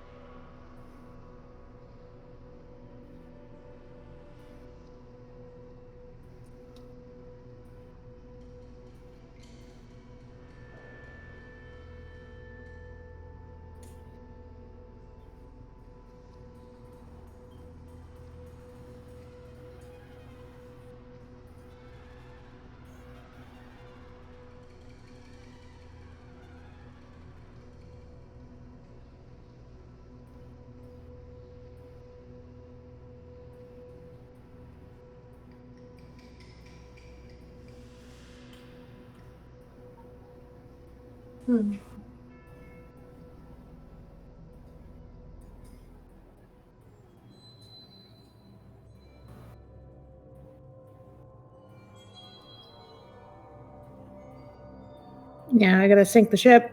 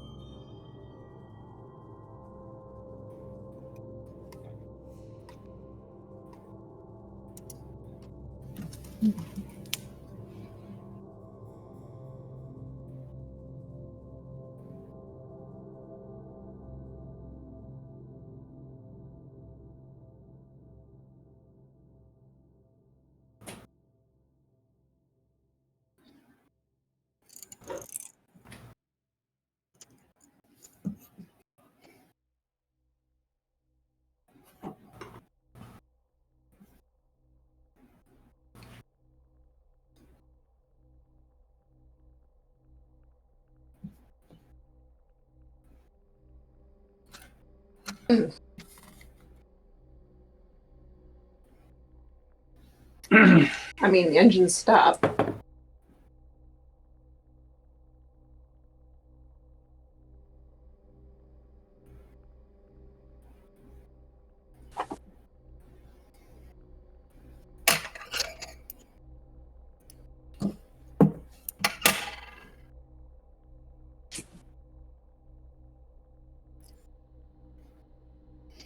Adele wants to whisper to Lois, "We need to sink the ship, but we can't let the ship know or it will try and stop us." Yeah, I think if there was anything on this ship to sink it, they would have done it already. They tried and the ship stopped them. Yeah. Like, I don't think we're going to find, explosives somewhere in someone's quarters that we can go and put next to the hull so it'll... No. I don't know, but boy, this ship sure is valuable. We should 100% take it to shore for the salvage, and we should look around to find out exactly how much valuable stuff is on this ship to salvage. What worries me is that lifeboat story where they went away and then something came out of the water and got them. And took them. Like, Yeah, what was that? Are we in the Bermuda Triangle? Where's that? I mean, if that happened to the lifeboat, couldn't it just go right on over to the St. Celestine? Like, easily, like now, anytime. If nothing else, this is a good catalyst for convincing the captain to ditch this thing. It says this must not make it to land. I mean, I guess the best course of action would be for us to get away from it and then call in a Drone strike. right. Like, okay, what do they have? There's no submer. I mean, Nuke it from orbit. yeah. Have Do they someone have come rank in in, Star Wars at this time? I don't know. have someone come in their little biplane and throw bombs out the window at it. Sorry, no window, just out. Right, over the side. Well, I don't know what to do. I feel like if we try and sink it, it'll just crawl out of the water and come get us. I'm sure we've got something that is relatively explosive on deck if we could target it in some fashion. Seems like they were trying to shoot it and it wasn't working. Like, you mean the whole ship or like the monster? Yeah, no, the whole ship. I don't think... But I think even if we convince the captain and he like tries to tell everybody we don't need to bring this in, exactly like Matt said, this is like winning the lottery essentially. Yeah. Like, people are gonna be like, no, don't do it, even though it says sink the ship. There are monsters on here. Everyone's dead. Like, Well, hey, you're good at convincing people, right? Sailors are really superstitious. We need to use their superstition. that's true. Well, Yes, that was sir. terrifying. I think there's Everybody- something electric. if everybody has read the journal, we can take Yes. our break here. The timing on that worked out pretty well. You can contemplate your situation, and we will reconvene in a little bit. Okay, okay. Alrighty.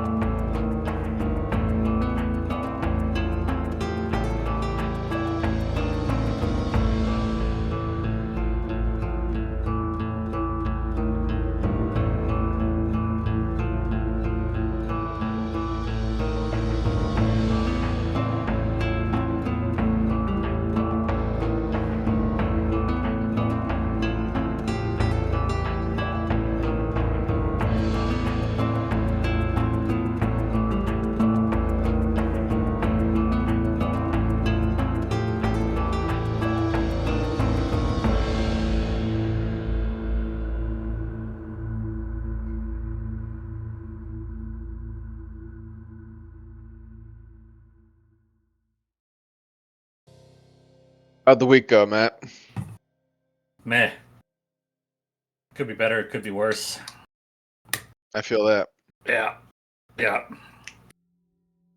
So it occurred to me recently, I have absolutely no idea what you do professionally. Yeah, me neither. Fair enough. I was going to say that, or as little as possible. I accept as quality answers. I am a Department of Defense contractor, but specifically pertaining to IT, even more specifically pertaining to a communications system called HMS 2. Don't expect you to have heard of it. Nobody outside the Department of Defense have heard of it. But essentially what it is a tasking system where all of the branches of the Department of Defense funnel in all of their daily, annual, quarterly tasks so they can track them and work them and so on and so forth. So I'm like a technical SME, Sure. subject matter expert, yeah. So, out of curiosity, you required to have clearance for that? That's correct. Nice. That is an extraordinary benefit for a lot of jobs. Yeah. So if we, oddly enough, I was an accountant before this position. I'm sorry. Sorry. Me too, which is why I'm no longer an accountant. Fair enough. I was a federal accountant, and then which is surpasses the limits of regular accountancy. And then I met my now boss, and he's like, "Hey, I'm putting together a team for this project. Do you want to lead the team?" And I was like, "One, I have absolutely no management. I've only ever been an accountant out of school. Two, I've got no degree in the field of whatever this is. Sure, I'll take it. All. Sure, I'll take it." Yep. Yeah. So, yeah, I've been finding out that like bringing people onto the team, like, oh, do they have a security clearance? No. Okay, that's going to cost us 10 grand to the company right there. It's going to be months. Like, so we're not even looking at people who don't have an active clearance right now. That's what I mean. So like, it is nice. That, I won't say it like sets you up for life, but there's a significant percentage of jobs that are open to you that are not open to almost anyone, because very few places are interested in investing in getting you a security clearance because it's extraordinarily expensive. Right, exactly. So yeah, and as an accountant, I had like a public trust, which is like it's nothing. It's not actually a clearance. I mean, it is a clearance, but it's not really. And then when I took this, I got a secret, and then like a few months back, we took on another project which required me to get top secret. Nice. Which is like I think I'm pretty good with that. So as long as I keep that on the up and up, I'm good. Yeah, keep that active at all costs, because it's not like the market is flooded with jobs for people with a top secret clearance, but the jobs that do want you to have a top secret clearance, no one else can apply for. So, there's a lot to be said there. Right. But what I actually do is like work 3 hours a day and like just basically manage a team. Yep. Yeah. Well, that's the thing. Call me cynical, but there's a chunk of jobs, I can't speak to yours in particular, but there's a chunk of jobs where the job is having the clearance. We need someone to do something sometimes, but they have to have a top secret clearance to do it. So we don't have 40 hours a week for them, but we gotta have someone. So, yep, you're hired. Right. And the nice part is I don't have to do that monotonous, like, low-level help desk tech stuff. God, yeah. But, like, so, like, some members of my team do. Some do, like, dev stuff, system engineer stuff. Some do, like, client relations stuff. And then I need to be, like, like with any level of management, you need to have your hands in all of those and be, like, at least relevant. Yep. And so I keep myself busy with trying to stay up with that as well. Cool. I admit I am jealous of the clearance. The top secret clearance is cool. Yeah. Yeah, you'd never guess it. It was. I remember when I was looking for It's been circa 2005. I was looking for jobs in Madison to move out there. There were a couple that were quite compelling, like, "Bud, you need to come in with a security clearance." Like, don't have that, can't get it, so cool. Don't get me wrong, like companies like we sponsored one guy that was like dramatically way overqualified for the position, but his compensation was the clearance essentially. So we sponsored him and he got his clearance and he's a top performer obviously. And it's a good deal for him because you got to find Yeah. someone who's willing to do that, to sponsor you for that, and that's not a trivial undertaking. No. Nope. All right, we burning this thing to the ground, or like is this the third campaign we've burned everything to the ground, or what? I was gonna say, this is just how we do this, I guess. Yes. You know if what? it's or- You could have Adele just summon her little astral monster or whatever holy hell is going to be produced and just run away. So yeah, you're all Except you could standing in take captain's quarters. You found and perused the ship's log, or at least the relevant sections thereof. What are we doing?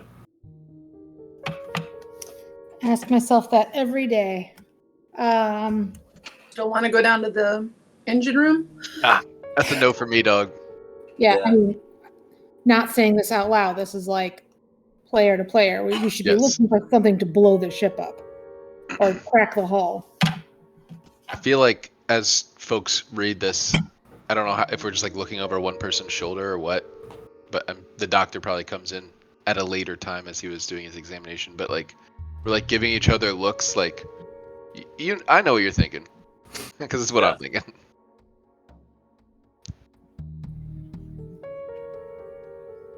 Well, first things first. Well, maybe not first, but at some point we need to get this back over to the Celestine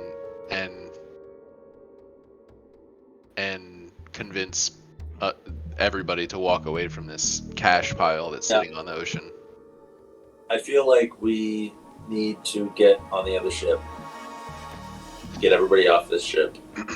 I like that We idea. can come up with a plan. Do we I'm need worried about any more bringing more documents? people.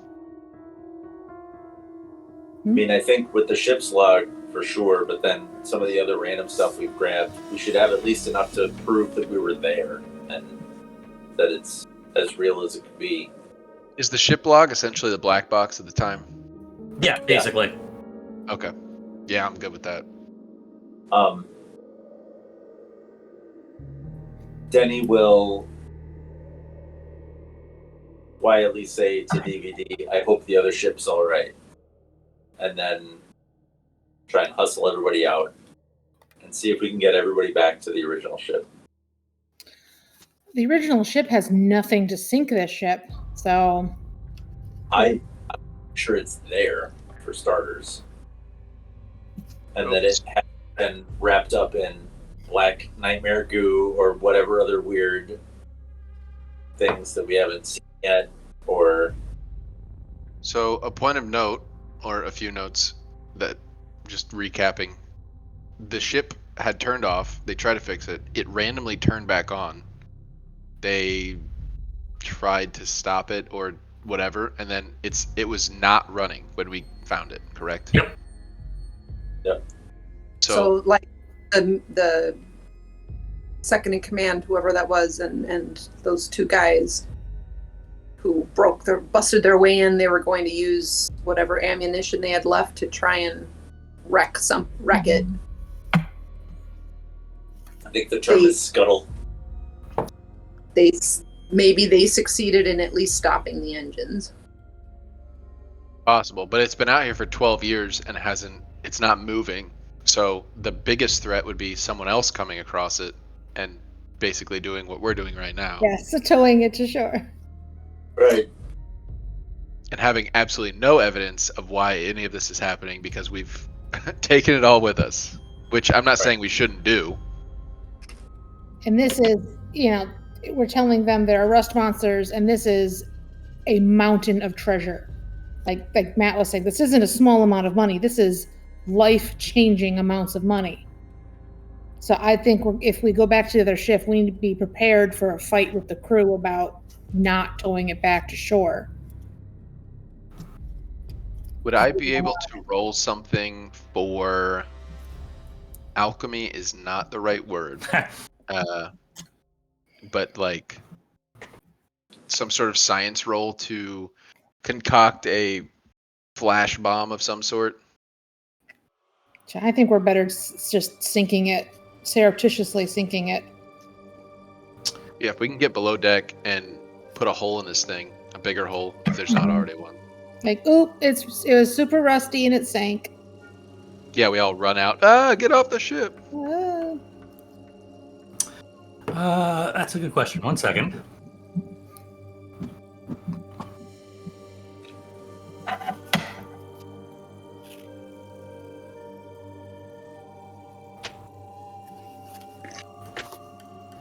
Does anybody have any points in demolitions?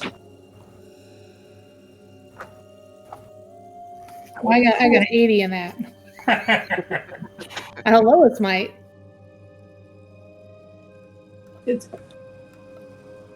I've got points in shotgun. Sure, Danny. I've got points in crystal. I don't have anything. Put a crystal in the shotgun. Let's see what happens. Crystal gripping hippie shit.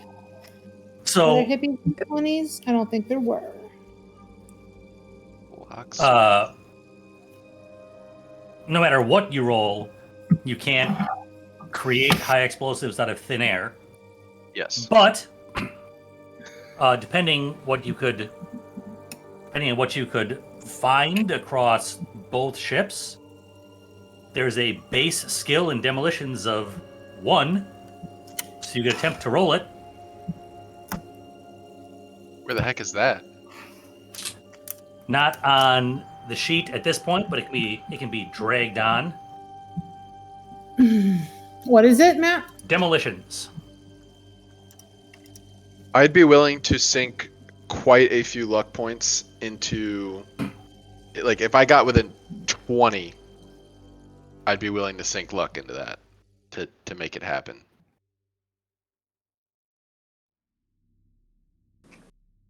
Well, you might want to save that for those of us who have been snorting rust during this adventure. Yeah, that's a good point.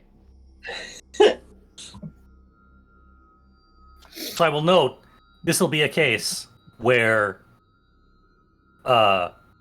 if you were to attempt to invent some kind of demolitions charge sufficient to sink the ship, this would be a roll made in secret, and you declare how much luck you were willing to spend out of your total luck, and you would find out how it went when you tried to set off the demolitions. Just like real life. Yeah.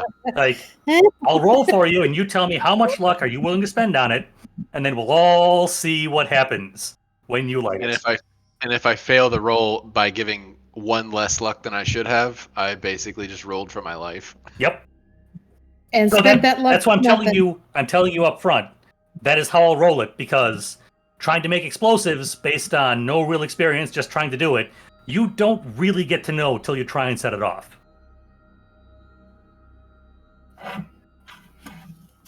What do we think? How important is this thing? Okay, how I have that pulp. Oh What is yeah, it? pulp skills. Pulp. Your pulp skills. Resourceful. Where the heck was that?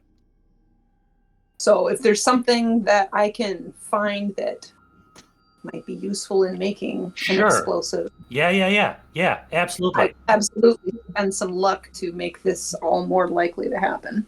Sure. The If it comes ship to is- it, you will be able to help. You'll be able to use resourceful, and it'll be a significant bump. I mean, bearing in mind that a significant bump from a 1% chance could still be a small number, but it will dramatically increase the odds. If you're helping, you do have resourceful.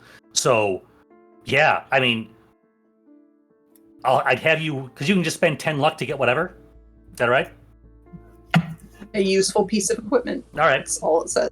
So I'd say, well- yeah, you could spend 10 luck and just happen to have on you like a couple sticks of dynamite, which is not enough to sink a ship, but is a good head start on trying to make a larger explosive.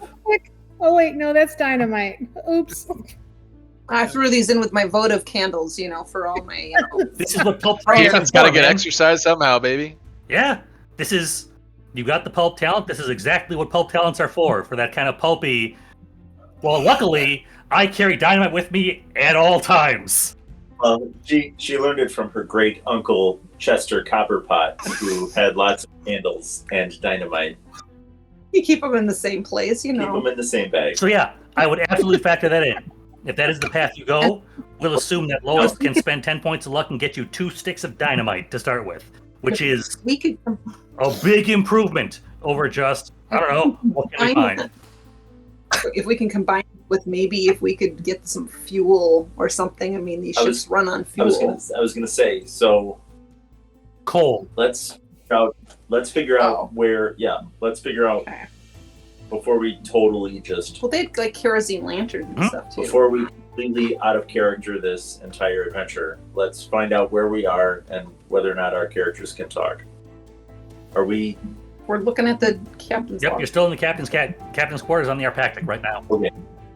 Yeah. So Denny's gonna say, do we talk here or do we talk on the other ship?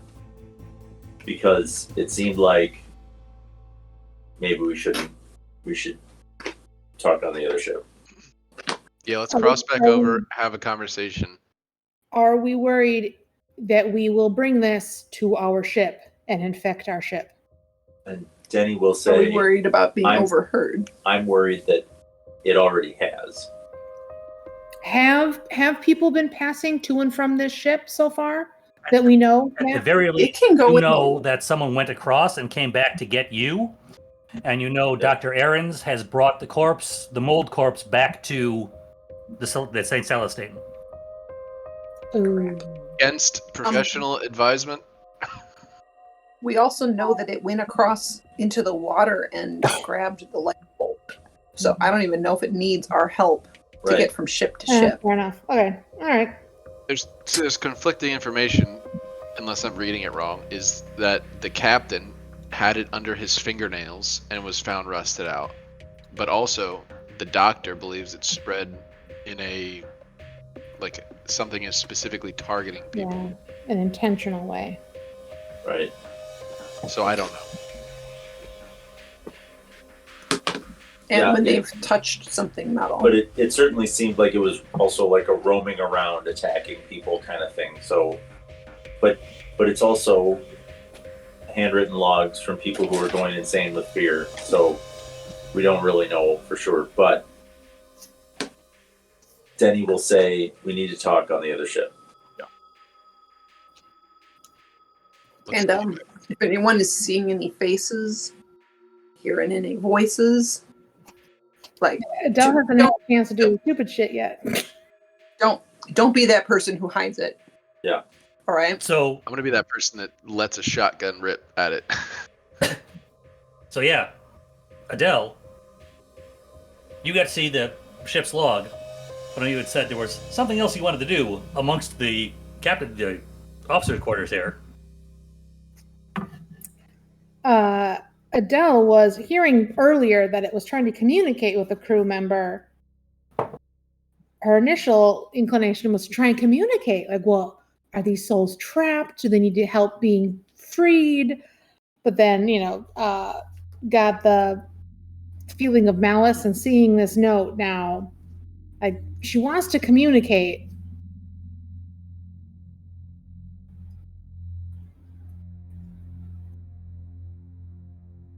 Hmm. I mean, give it. We'll cover you. Should I see if it'll talk to me? Should we get everybody else off the ship first? Yeah, I feel like definitely. Yeah, everybody else should definitely get off this ship. Well, I'm not going to leave her alone. everybody else. Yeah, no, the NPCs. You want to go? For starters, let's go down to the top of the ship and get everybody off, and then Yeah, we're not the only ones on the ship right now. There's a bunch of other sailors and stuff that they should get back before anything else happens. Yeah, tell them there's something infectious. There's a disease on the ship. Get them off. You tell them, Doctor. You look professional-ish. you can do that. All right, so you're heading down to the deck to try and get word to the rest of the crew? Yeah. All right. So you come down the ladder, walk out the door from the crew mess to begin addressing the crew.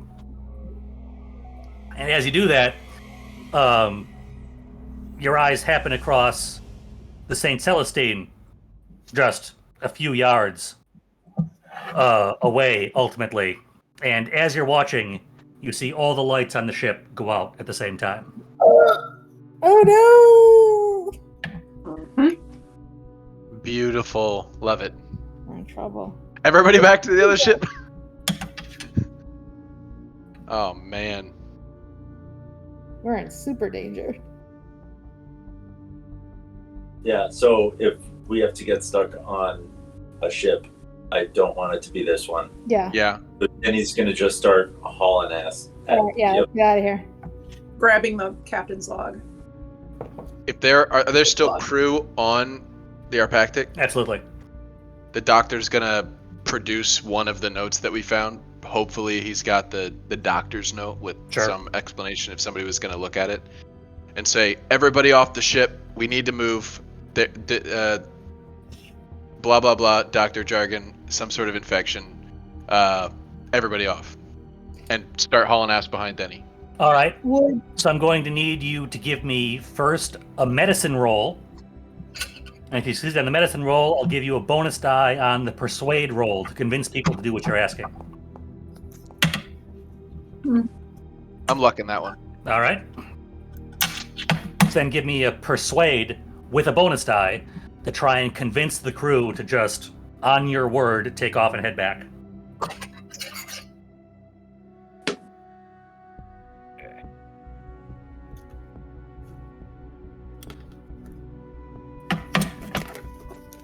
Give me a second. I'm slow. No worries.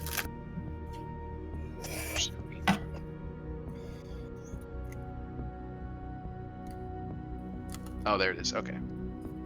With a bonus die. Yep.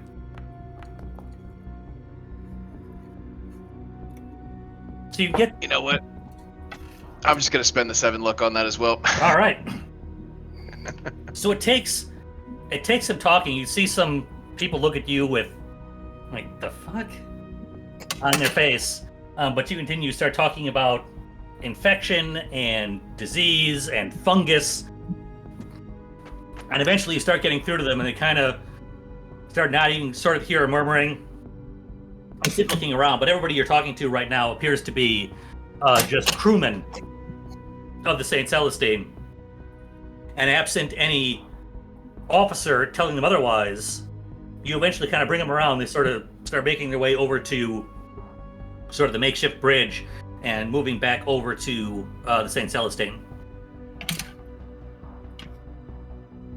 Just the cooking. medical doctor, doesn't he automatically have some kind of rank? No. No? No, he does not. Especially because Oh. I'm not part of the crew. Yeah, as not part of the ship, no. No, alright. He is a passenger, just like us. Alright.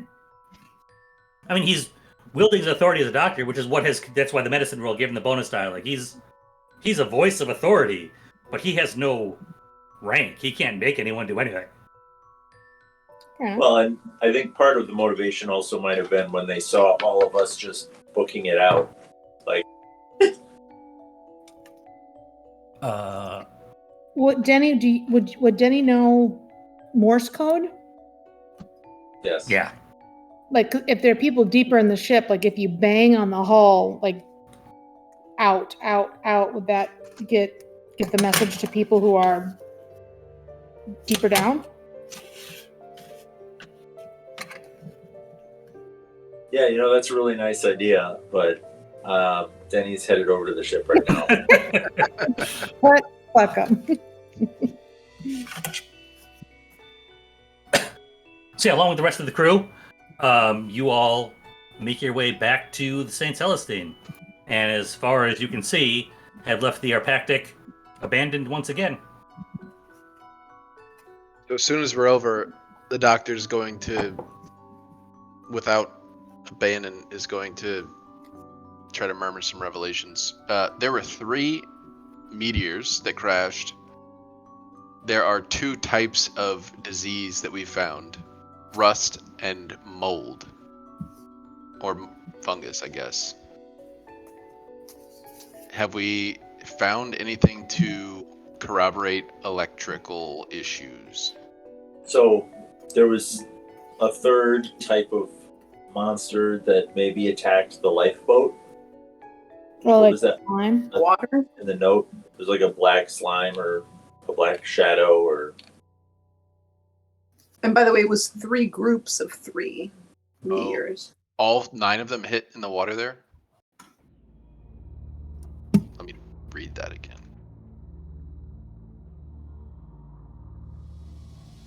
So I finally agreed, lowered the boat. Something dark and liquid flowing up the sides of the boat, screaming. Observed meteors in the sky, 3 groups of 3, bright red falling. All of them impacted. So yeah, 9 in total. So Okay. something liquid and black climbed the lifeboat. Yeah. So that's a 3rd kind of thing. So if these things are on this ship, he's proclaiming out loud, our only real bet, like, we're not going anywhere on the Arpactic, and if this ship succumbs, like, we are going to have to fight our way, or Lois crucify our way out of here. Right. Yeah. It seems like what the crew was doing was trying to destroy the ship. And it seems like if we're going to do anything other than just pretend we never saw this and leave, it's going to be finishing what they tried to do, which was destroy the ship. But if it's already on our ship, Katie, I think you're muted. Sorry, I was telling Ellie to take a shower before bed. If the lights are going out, I think it's already on our ship. It's here. Yeah, so we can't... Can we not see very well? It's daylight right now. The doctor just saw the running lights all go out. Okay. Let's go find the captain. Mm-hmm. So you head on back to the St. Celestine, make your way towards the bridge. You have to talk your way past a couple crew members, but ultimately find yourself on the bridge, and you see the captain just finishing up saying something into a communication horn, and turns around and looks at you and says, "Hi, what is it?" I'm clearing a surface if there isn't a clear surface, Sure. and I'm slamming the map down, and whoever's got the book, I would suggest you slam it down too. Take a look at this. We need to know where this ship was, where it was heading, outside of our purview. There's some funky stuff going on. and also, did the electricity just go out on this ship?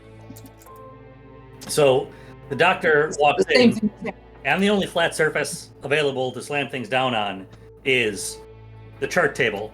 So you walk in and just sweep the table clear, sextants, compasses, charts, books just scattering onto the deck, and slam down your map and the book.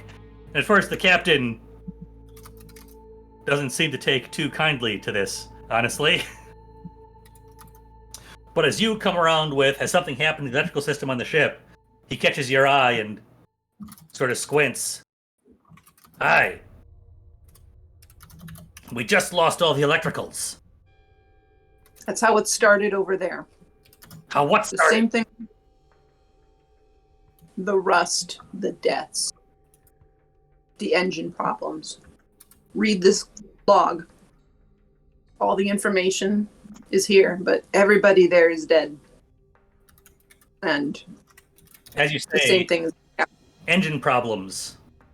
He cocks his head, turns back to his speaking horn, and shouts down, "Engine room! All engines on!" And pauses. And waits. Oh, son of a bitch. You hear nothing for a long moment until a hollow, echoey voice comes back and says, "Captain, engines won't start. Don't know what's wrong yet." Read Ask them this to- book. Then he's going to start flipping the pages to the engines seem to have stopped working page. Ask them to look in the cylinders and see if there's rust. Ask them if the engine's getting rusty, because that's how it started over there. Oh, and no one should be alone. So the captain looks at all of you saying all this at the same time, passes on to Denny, handing him what he immediately recognizes as the ship's log. He kind of grabs it from you and looks at the page and begins reading it. You can see his face getting tighter and tighter as he flips through till he gets to the end, slams the book closed, slaps it down on the chart table, puts his hands on it.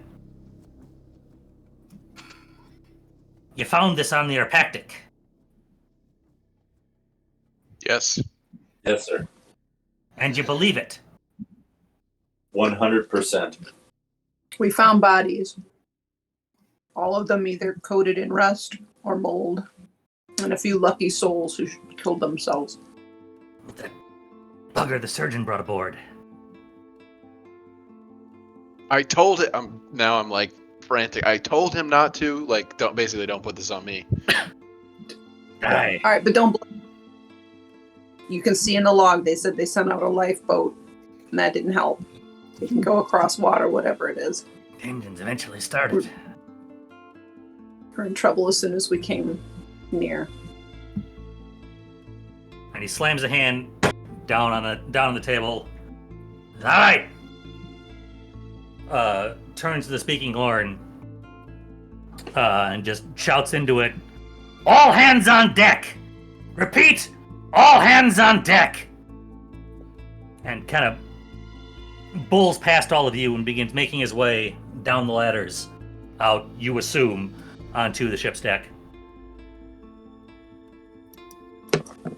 Then he will turn to DVD and say, "Do we need to get that mold body overboard?"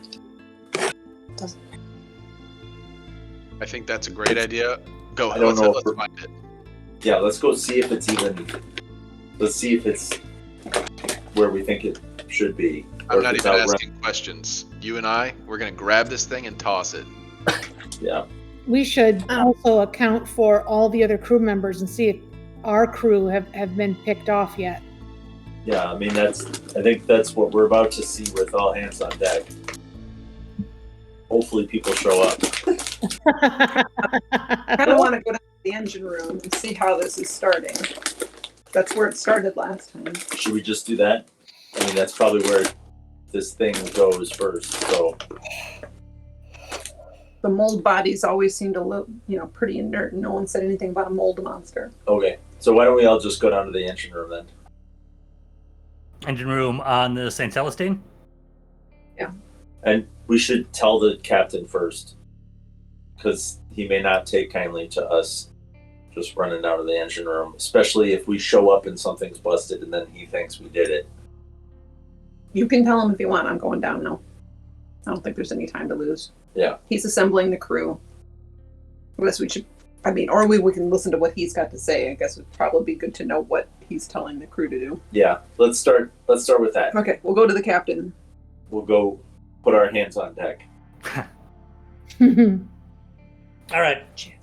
So you, after a moment of conversation, head down the ladders, following the captain, get out onto the deck, and you get there in time to hear him talking to specific groups of people. He's pointing over to his right, saying, "Everyone, I need you to work on the engines. Get them back up and running."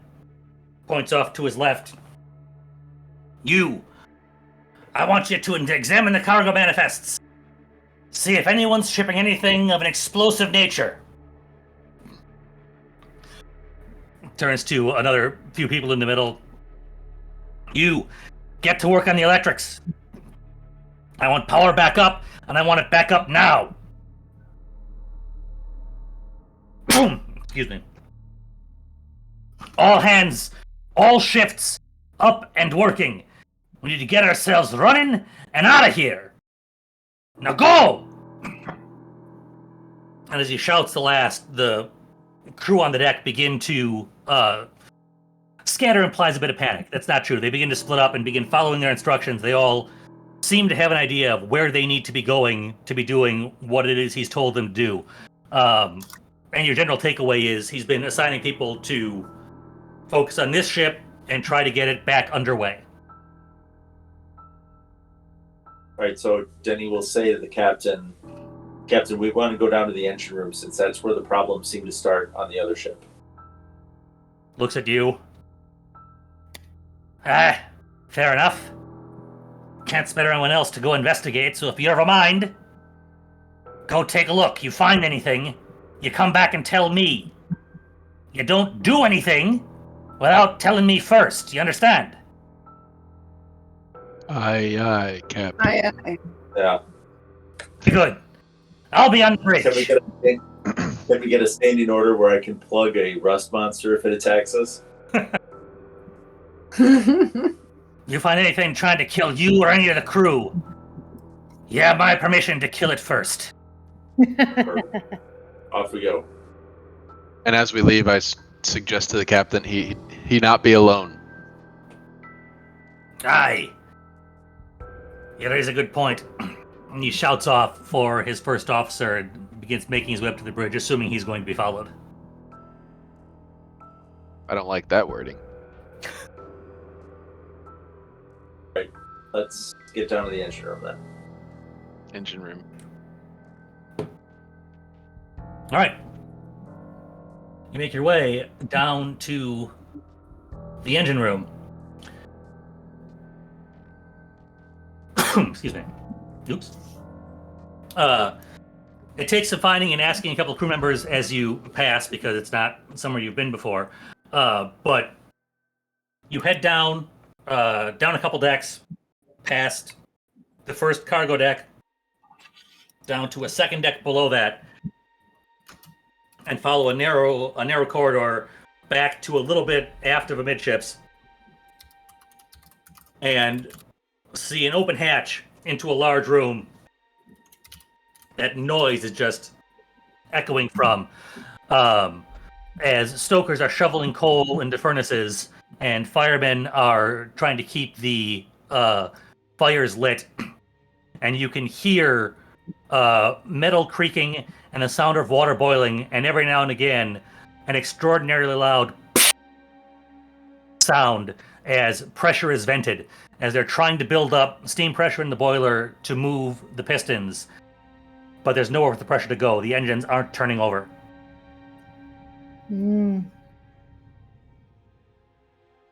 So, like rationally, if these things are trying to make it to land, why wouldn't they just stow aboard and chill until we got to land? It's getting into people's mind, and it wants to control the most desperate person to help the ship limp back to shore, is my guess. Fair enough. Lois is going to come in and act like she knows what's working. Because, she's worked on car engines. This is just like a big coal car engine, right? Sure, actually, if not immediately, but if Lois wants to take a few minutes and look around, she could absolutely familiarize herself with at least the fundamentals of how this works. Because it is. Okay. It's a compression engine with a different power source. You haven't spent a lot of time with steam engines, but you know the theory. Yeah. So from Jimenez's note, he said something about the piston cylinder being rusted, or the piston being rusted inside the cylinders or something.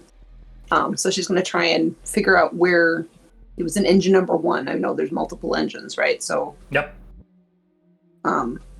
Whatever engine it looks like they're trying to, that isn't working, find out maybe where in the general vicinity the pistons would be, and then try to find someone who I can talk to say we need to check these inner workings for rust. Absolutely. All right. So you cast about the room looking for somebody who looks in charge, and ultimately you sort of land on a short, fairly rotund, sort of red-faced gentleman with a big, bushy white mustache and oil-stained coveralls who appears to be directing other people at doing things. You kind of see him towards the back of the room, like issuing orders and pointing at things as if he's important. All right, I'm going to clap him and yell in his ear. We need to check the cylinder for rust. Your hand lands on his shoulder and he just jumps, turns to face you. Ah! Don't do that! Who the hell are you? I'm here to help. Delightful! That doesn't answer my question. My name is Lois, and I give him a handshake. So he reaches out, grabs your hand almost instinctively. Paul Fussell, Chief Engineer. Cylinder, what? What do you want? I'm an engine specialist, consultant, whatever. I was over on the other ship. I need to check. See if the same thing's happening. Sorry, a moment. Engineologist. Awesome. Here to consult. Yep. And they were having problems with their cylinders being rusted. We need to check the cylinder for rust. It's very fast acting, so even though I know you check these things often and you keep them in perfect working order, spick and span, but we need to check it now. To check the cylinders, we'll have to vent all the boilers. Yeah. It's going to take an hour to get it back up to pressure if I do that. You're not going anywhere right now, are you? Sort of rubs at his face. You're just wasting coal. Shut it down. Okay. Give me a persuade roll. With a bonus die, because you know what you're talking about. You sound confident in your knowledge. All right. I'd rather intimidate him. You can attempt to intimidate him? Sure. This is more direct.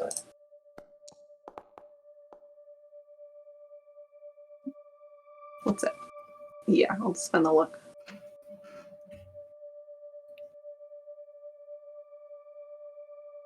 Say so.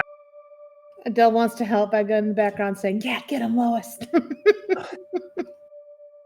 You see him turn around, muttering something about captain's favorites and women on board ship and around. Bad luck. Raise a hand, wave his finger in the air. Vent 'em! Checking the cylinders! He gets a few looks from people, and the stokers stop shoveling coals. Everybody kind of looks like, you don't just vent the boilers. What the?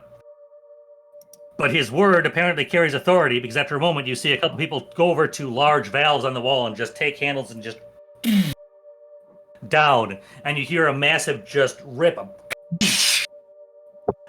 from overhead somewhere. You don't know where it is vented, but you can hear all the pressure in the boilers just blast out into the atmosphere.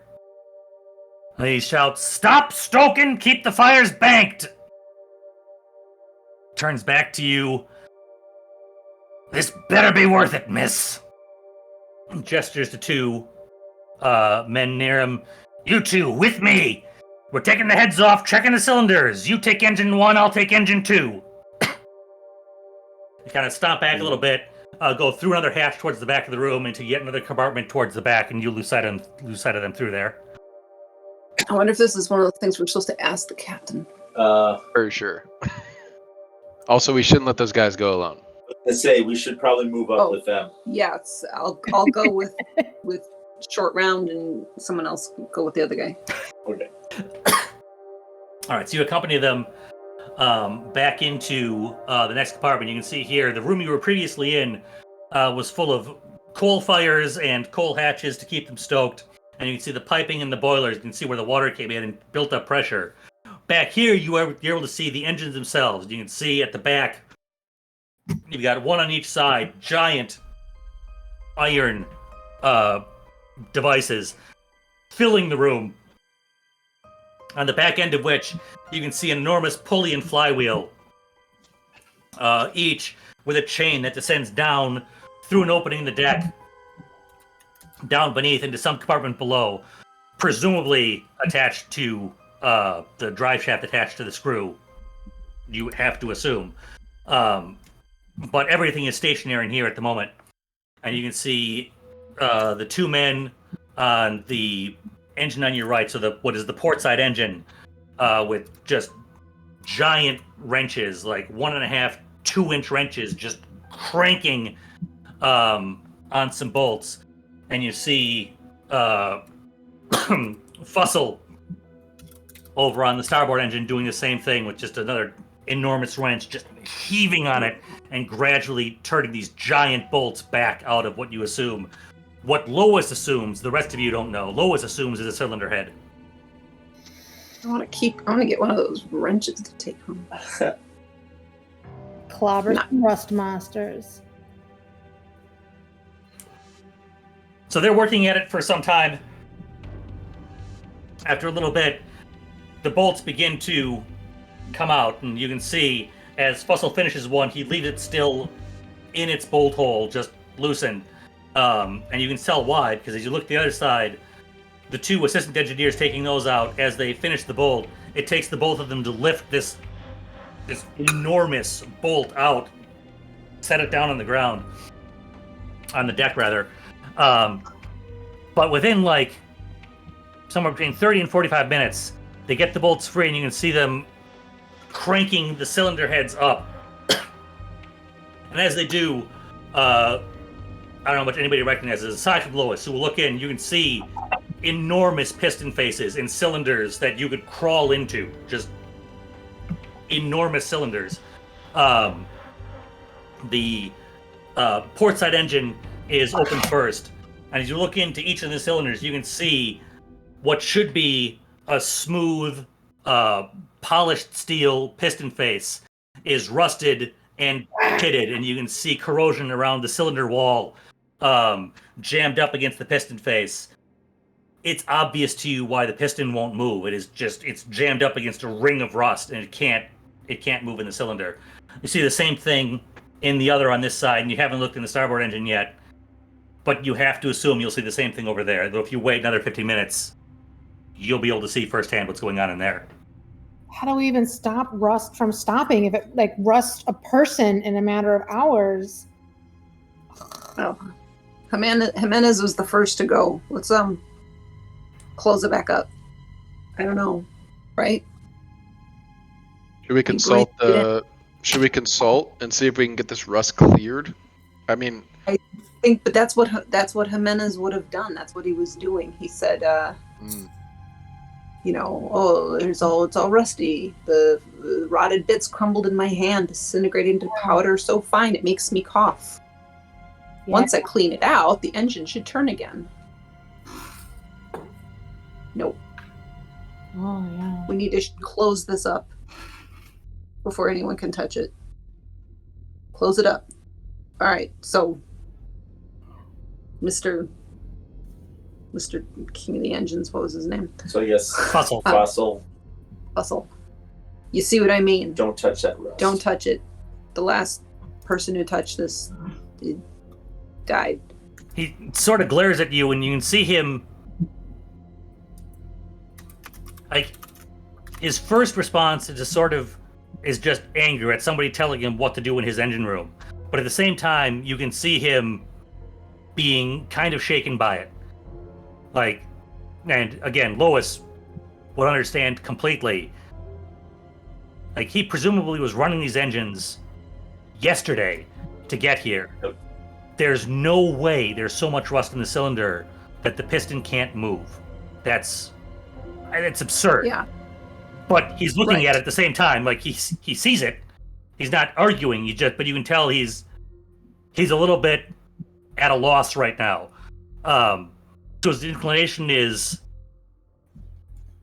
his first inclination is, I can't close it back up. If I close it up, I can't clean it out.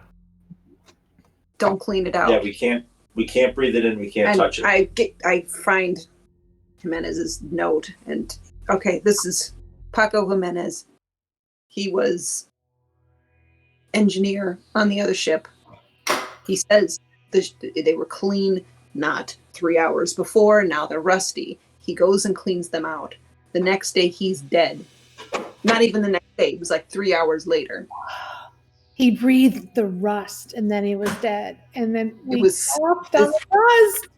The ship's log upstairs, it says it was like 7 something in the morning when he checks these pistons, and it was like, when did he die? I didn't write it down. It was like 9 o'clock. It takes no time at all. We need to shut this up or you're going to have the same problem as him.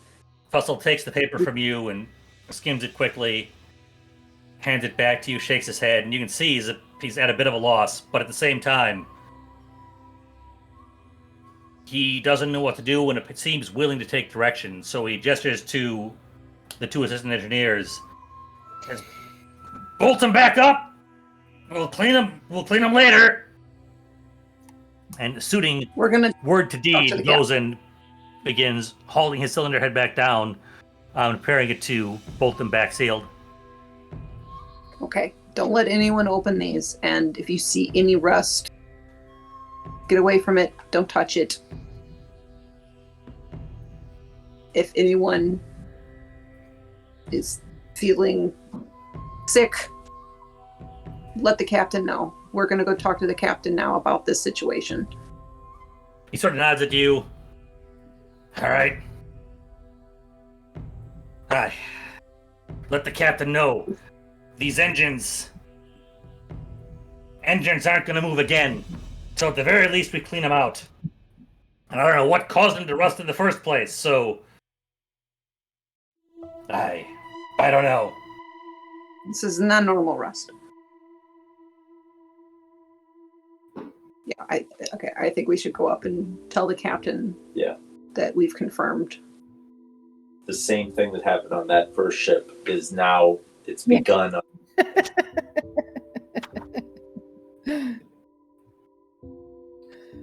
As we go up, I'll leave the lower deck crew there, the engine crew, with don't let anybody out of your sight. Make sure everybody is visible to everybody. Maybe And do not touch any rust you see. should we be sending up flares or something and seeing if someone could, or do we not want to even call one more ship into this mess? We're also like in the middle of nowhere, hundreds of miles probably from the next ship. 3 days into the Atlantic. I mean, shipping lanes are shipping lanes. We'll save those flares for if we're all just adrift in life rafts. If a raft makes it that far. Right. Yeah.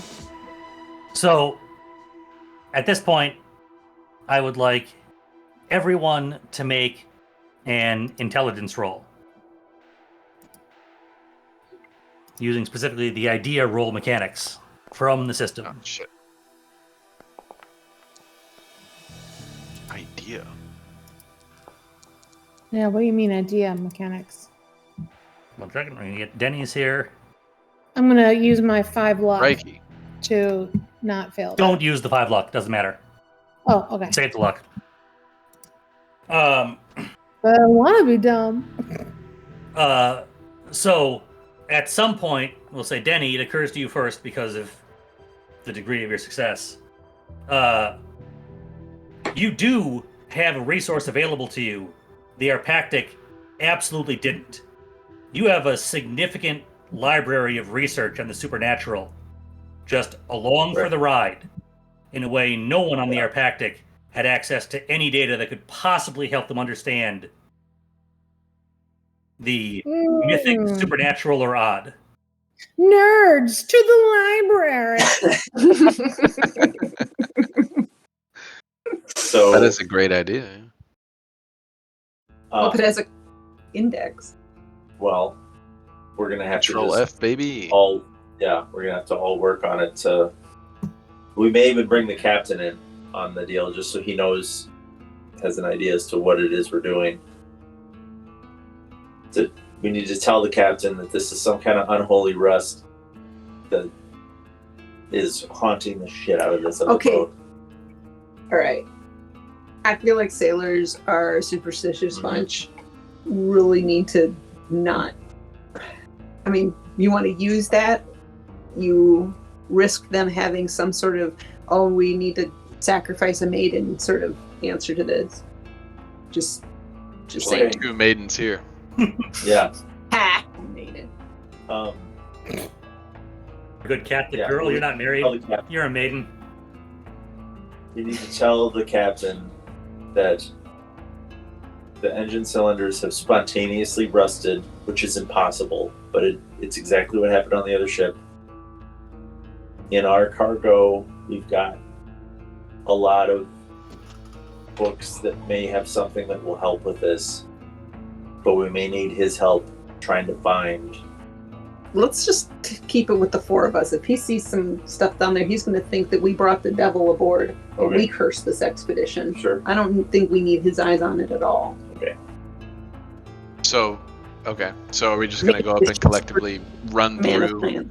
look for rust things in our research notes? Yeah. But let's tell the captain that there's a very fast acting kind of rust that worked on the what is it? Archaeopteryx. Arpactic. And it's in the engines and working the same way as it did, according to the log and the notes. Let's do it. We're gonna. So you go find the captain and tell him that, and you were expecting some resistance to the idea of some kind of super rust that's suddenly taking things. But as you get to the bridge, you can see him running his hands over one of the control consoles and coming away with rust on his fingertips as the metal up here has begun to corrode. And he seems, for some reason, inclined to believe you at that point. The other thing is that it's spread to people over there. I'm gonna rush to the captain as I see him run his hands along rust, and we say, "Don't touch rust" to everybody else, and hold out my hands and say, "Let me examine your hand. This rust is like highly contagious. I need to examine it." All right. He sort of holds out his hand. What are you trying to do here? Remember. Yep. Good. I'm gonna do the same thing that I did with Adele, minus the scalpel at first, and examine it. Take out some sort of terry cloth that I've got somewhere, and rub it off. Make sure there's none under his nails. Just make sure his hands are clean of rust, essentially. So you... I was going to say, Oh, go ahead. Sorry. remember that the lieutenant, he had rust on him too, and having rust on you didn't seem to be, a death sentence. But everyone who had touched metal, they are the ones that seem to be rustified. Maybe we should tell them to wear gloves. They might have gloves. The engineer that had the dust that was super fine was breathing it. We have masks on. The only evidence that we saw of the captain of the other ship that rustified, the only evidence that we have, there could be other things, is that he had rust under his fingernails. Right, extended exposure maybe. If you're Perhaps. standing there holding the railings for 10, 15 minutes, that could have been it to get them on the rails when they turn to rust. It could just be extended exposure. And the guys down there in the bottom are just hauling away, free-handing some metal Yeah. Maybe we should just recommend people wear cloths over their mouths and wear gloves when they touch things, especially the rest. I'll make that recommendation as I clean his hands. All right. And we're going to consult our scientific books. So you begin cleaning off his hands. You explain this to him. He seems amenable. He explains he will issue the orders along with the, go in at least pairs where, PPE effectively, though that's not a term he uses. You clean his hands. And as you do ultimately notice under his index fingernail, there's some staining that you can't get out. I'm gonna slowly, as I am examining it, slowly raise my face to his as seriously as I can. Maybe even an intimidation here, and say, "Captain, you're gonna have to lose that finger, I think." He sort of freezes, stares at you. What's that you said, Doctor? As a medical professional, this is how it spreads. This will not come off. It's in the blood system. If you wait too long, it's going to travel into the, and then again, blood system, nervous system, blah blah blah. Then A lot of medical jargon. Yeah, it's up to you. We can do a medicine to try and get you a bonus die on a persuade, or you can go straight to an intimidation check. Let's go straight to intimidate. All right, roll intimidation.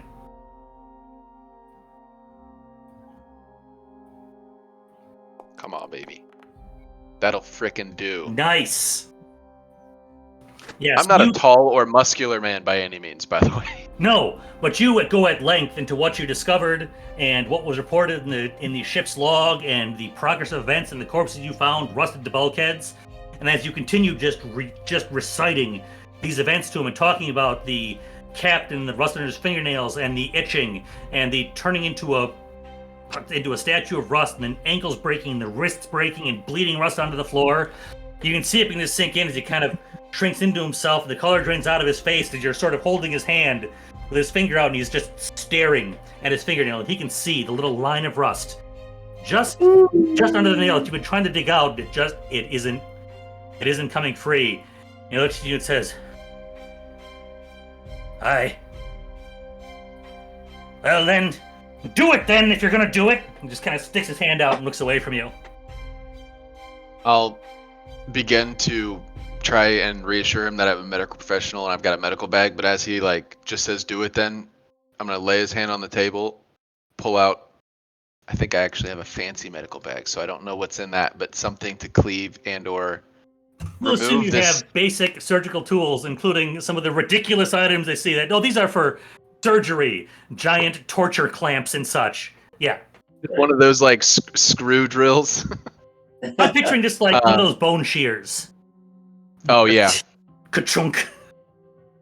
I'm gonna look at Denny and motion him over to, Yeah. He's willing, but the reflex of even the strongest man getting his finger cut off. So hold him down. I pull out some garden shears, basically.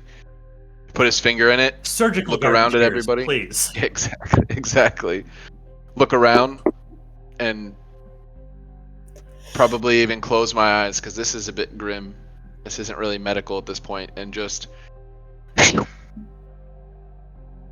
It's great as the medical professional when the patient is closing his eyes and then he opens to see what you're doing and you're closing your eyes. So with a bit of a wince and some hesitation, but decisively. Yes. You chunk, and there's just a sickening crunch as the blades bite through the flesh and tendon and knuckle, and crunch, and you hear a little as the finger falls and hits the table, and the captain just bellows in pain, and blood begins to out from his hand. I need everyone to make a sanity check. Oh, we're here? I assumed you all went up. Anybody who didn't go up, let me know. Anybody who went I up think with Lois and the doctor, and Denny was there holding the hand. So, right, and I think Denny's got like an immunity to body horror. oh of that right, yeah, you're sort. fine. Yeah. Sorry, you're totally fine. This is not the first time Denny's done Yep, this. 100%. I do Adele's well past. Excellent. fascinated. The doctor's immediately going to drop the shears on the table and reach into his bag with a tourniquet and all of the fixins. For and sure. Dress him up as best I can, as he's probably doing one of these. Amputation with all the fixins. All things considered, he's taking it surprisingly well. Like, you can see he's gone just white as a sheet and sweat is pouring out from his face. But he's managed to hold himself relatively still. He did attempt to jerk back as it happened, but then he had his hand down. So nothing unfortunate happened there. And on the whole, I mean, as impromptu finger lopping off surgery goes, he took it about as well as you could reasonably have suspected. And he holds himself still as you sort of bind up his hand and tie everything shut and get a good nice bandage on it. Before very long, you can see tiny dots of blood on the surface of the bandage. But it looks like, given a little bit, it'll start to clot itself up and it'll ultimately be okay. It's the dressing you'll probably want to change sooner rather than later, but you think it's about as good as can be done under the circumstances and in the moment. Then he's gonna close his hand on the captain's shoulder and say, "Captain, we're gonna get everybody home today. You're a good man." Maybe not today. Turn to speech, turn phrase. He nods. And I'll say, no rust, no metal. Put this over your face and pull out a little cloth. And blah blah blah. He takes the cloth from you and kind of fumbles at it, and he's trying to use his hand. You can see that it's going to take him some time to get used to trying, like, tying knots, missing a finger. But he sort of wraps it haphazardly around his face, manages to snug it back, gets a glove on his left hand, gets a glove on his right hand. You can kind of see the index finger of the glove just hanging limp, and he kind of looks at it for a second as the finger just sort of flips limply, like, panting. Aye. No rust. Stay away from mold. Aye. You get this taken care of. I want my men to get home. And kind of turns away from you, and you can see he looks like he's trying to go, like, do something important on the bridge, but you get the impression that he's more just looking like he's trying to do something important on the bridge to get himself out of the immediate situation. I'd like to, with a gloved hand still, pick up the finger, and I'm just gonna hold that in my left hand and look at it every 5 to 10 minutes to see if it spreads. All right. And motion everybody down to the Get research. a little jar to put it in, maybe. And eat it. Then I will ask you for a blind spot hidden roll that I will use over the coming time periods to see what, if anything, you notice happening. Sure thing. Adele wants to periodically inspect her finger too, as this is going on. You can also give me a blind spot hidden, same way. Thank you. A blind spot. You have to hidden. set the drop down under the chat cards to blind and then roll it. Yeah. I'm just Okay. saying it out loud to verify. Like, don't forget blind. Yeah, I still haven't come up with a way to do that sort of on the fly, which would be way more convenient. Does it work when the game's paused? Yes. Okay. So I will unpause it because that makes more sense. Cool.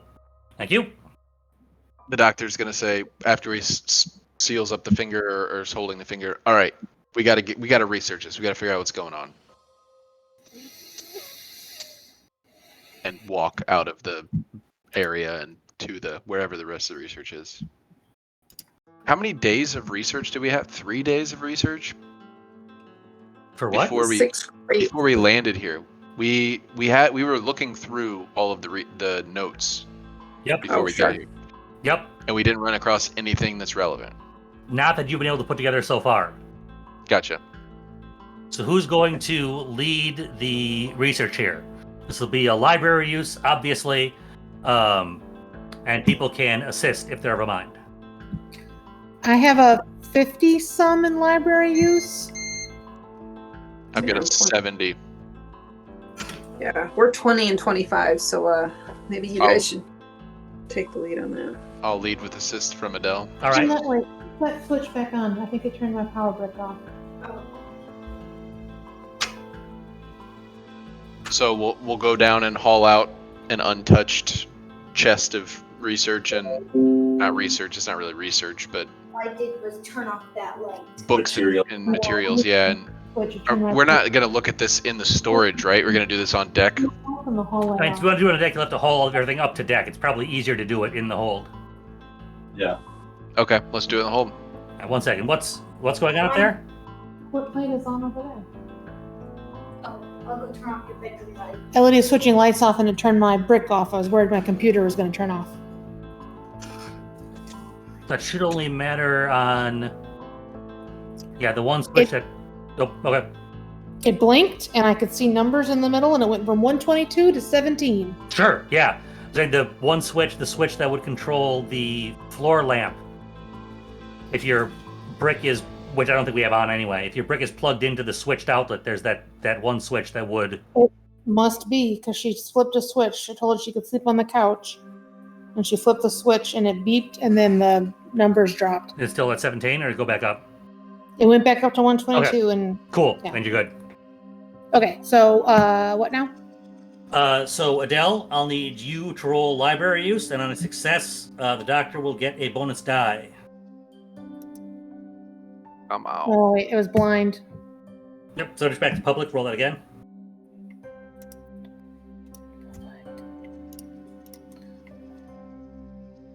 Library. Crikey. Oof. Let me push it. All right. I was too shaken from Rust Monsters, so I rub a crystal on my forehead. I don't know. Oof. So no, I'll use my luck. you can't No, I on a pushed roll. What? Sorry. So I tried. on a pushed roll, failure always carries consequence. So you're digging through, and you are finding things that don't seem relevant to this, but that are quite disturbing. So take a point of sanity loss, and you will not be able to stomach researching in this library until the next day. Me or Doctor? Just you. You So I found take some a point- materials that really got you as you were digging through. You found something that shook you. All right, so I take a point of sanity and Yep, and you can't research in this information set until the next day. okay. All right. So, Doctor, give me a library use roll. Blind? Nope. Okay.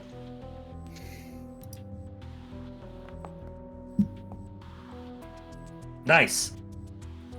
So you dig through. You narrow things down to a few items that you think might be relevant, but it's hard for you to tease out which of these are accurate and which of these are just stories that seem to share similarities but aren't pertinent. You're pretty sure if you could gain just a little bit more information about what went down in the Arpactic, you could figure it out.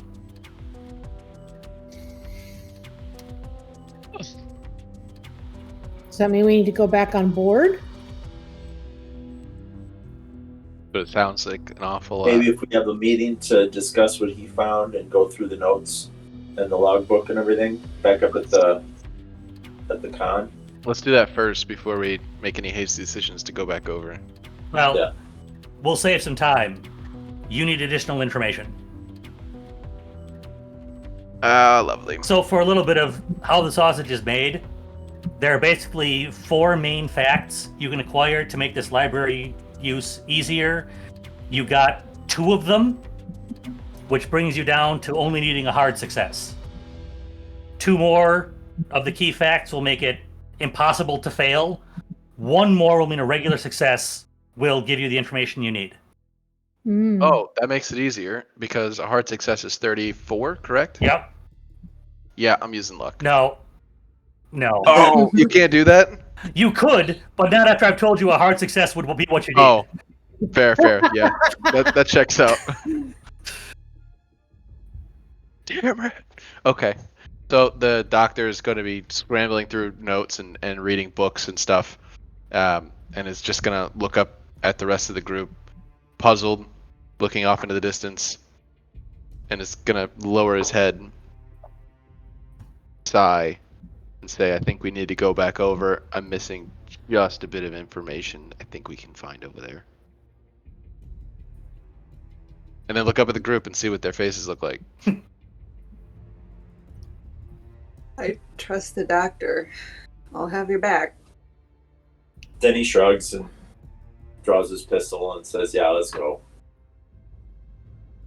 I think we should You okay, Again. Adele?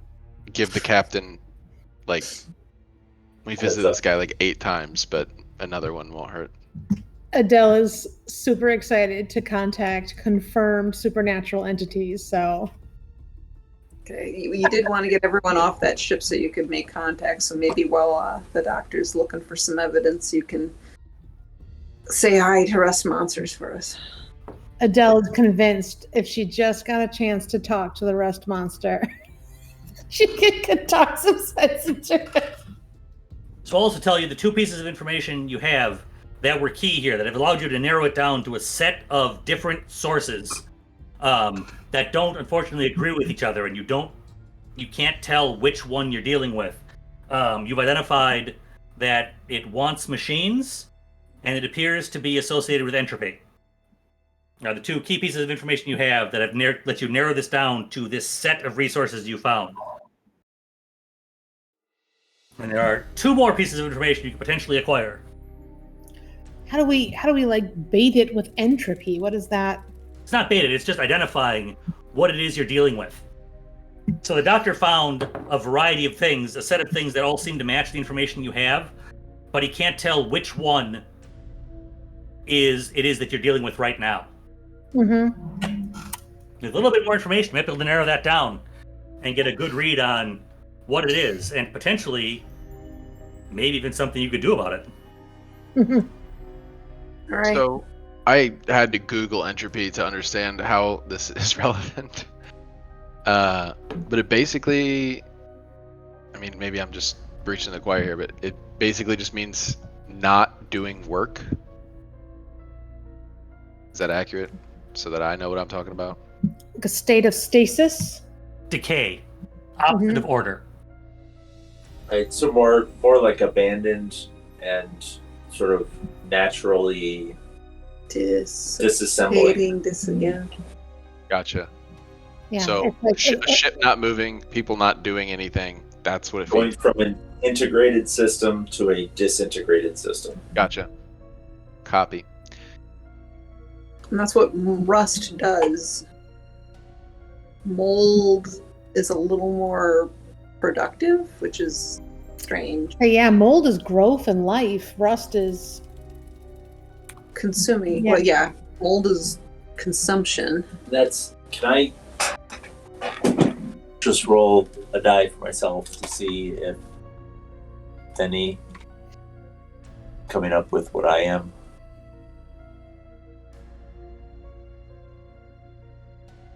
What? Yeah. No. Denny's pretty confused. Fair? All right, guys, let's go investigate this. We need I'll jog up to the captain and let him know what we're doing and why we're doing it, and be right back. And I'm gonna go really as quickly as possible, basically up there. Oh. Sure. And the captain...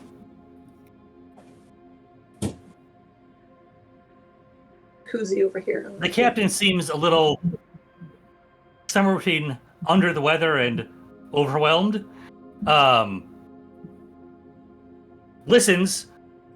You can tell he's paying attention, but isn't of a mind to either really agree or disagree intelligently, so just kind of goes along with it.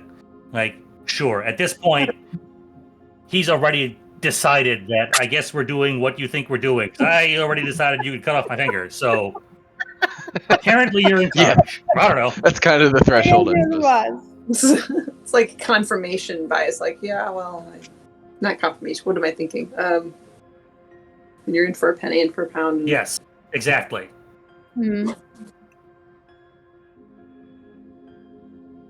That reminds me of the movie Knives Out. So okay, cool. Is his first mate up there? Not a. Son of a bitch. Oh yeah, do we have our all hands on deck check? Is everyone here and accounted for? Well, they're all working. I mean, you have no way of knowing. You don't know what the standard crew of this ship is. He told them to go and get the engines moving and look for explosives. The doctor, with his newfound confidence of leading a crew, or so he believes, is gonna run out to whatever the highest point is. Just like if he can get out of a door on his current level and yell out and find somebody and just point him down. Say, you, come up here. You need to watch the captain. He's suffered an injury. If I can find anybody. Identify someone. I find someone who is going through some stores on deck, but doesn't look terribly invested in what he's doing. He kind of looks at you, looks back at his assigned job, and looks around at other people working. Sort of shrugs, like, "All right." Heads on up. Comes into the bridge and stands there. You want me to just be here? Yeah, and I'll just explain to him, don't touch anything. Don't look at anything other than the captain. Do not take your eyes off of him, and explain the situation in short sentences and directly as possible. And then, without any waiting for any response, I'm jogging back down to the rest of the group. All right. So you leave him there. As far as you can tell, he looks like he's there looking at the captain, but you've now left. Like, you don't know what he's doing now, but he's there. Didn't seem averse to the idea of doing no work beyond sitting here and watching the captain, at least. Cool.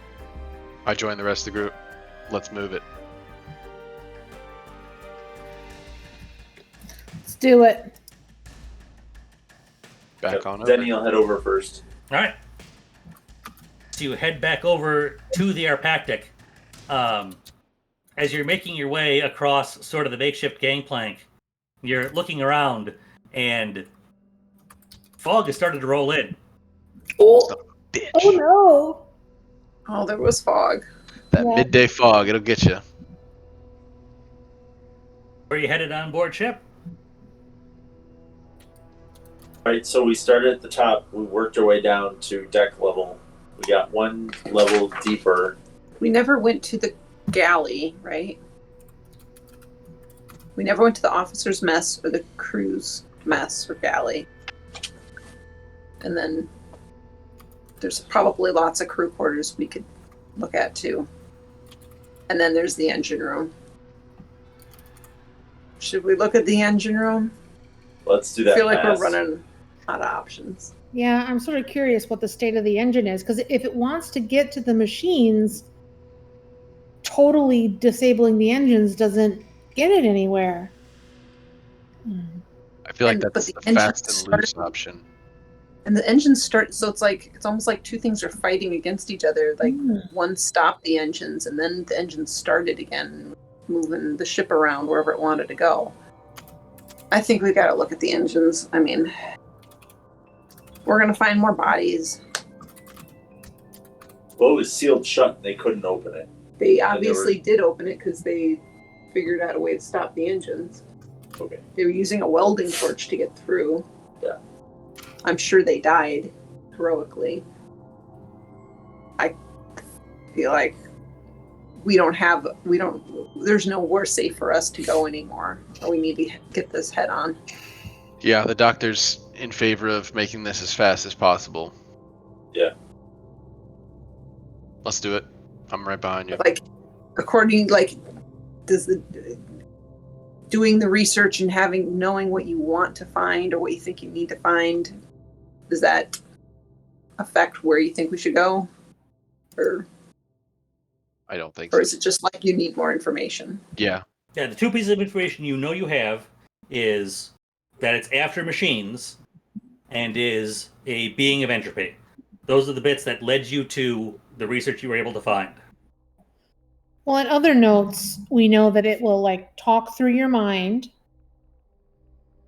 And there are faces in the rust, so it has the ability to communicate. And manifest. Yes, whether that's a good thing or a bad thing. Yeah, I think Yeah, we're I'm gonna not find. opposed. I'm not opposed to Adele doing some sort of. I don't want to say seance again because that ended poorly, but Seance time it is, and that went great. We're all alive, and now I can summon demons. Well, let's look at the engine and then yep, we let's do it. And then Maybe dragons. seance at the engine room. Seems to be a good place to commune with it. All right, Let's so do you head down towards the engine room. Yep. Cool. So you make your way below decks using some of the navigation you picked up from moving along the St. Celestine, and basically these are fairly similar in layout. You eventually find your way to a corridor that leads back towards where you expect the engine room to be, 2 decks down, top deck. You get towards the end where the engine room is, and you see in front of you a hatch that you almost don't recognize as the hatch. It has become so rusted to the rest of the bulkhead that if it weren't for the dogging wheel on the front, it wouldn't be obvious to you that was the way in. But off to its right, you see a hole in the bulkhead with metal kind of bent back and ruptured as if it was burst open from this side. And through that hole, you can see into the engine room. How big's that hole? A little bit less than man-sized. You can fit through it, but it's not Without a touching comfortable anything? like doorway just walk through kind of thing. It's a little bit of a squeeze. Is it like we're gonna have to put our hands on it to get through it, or like I could step through sideways? Oh no, there's no way you avoid touching it entirely as you go through it. We're touching it. Go ahead. Back gloves. All right, Denny kind of moves up, so he'll go through it first. All right. So you, well, give me a luck roll.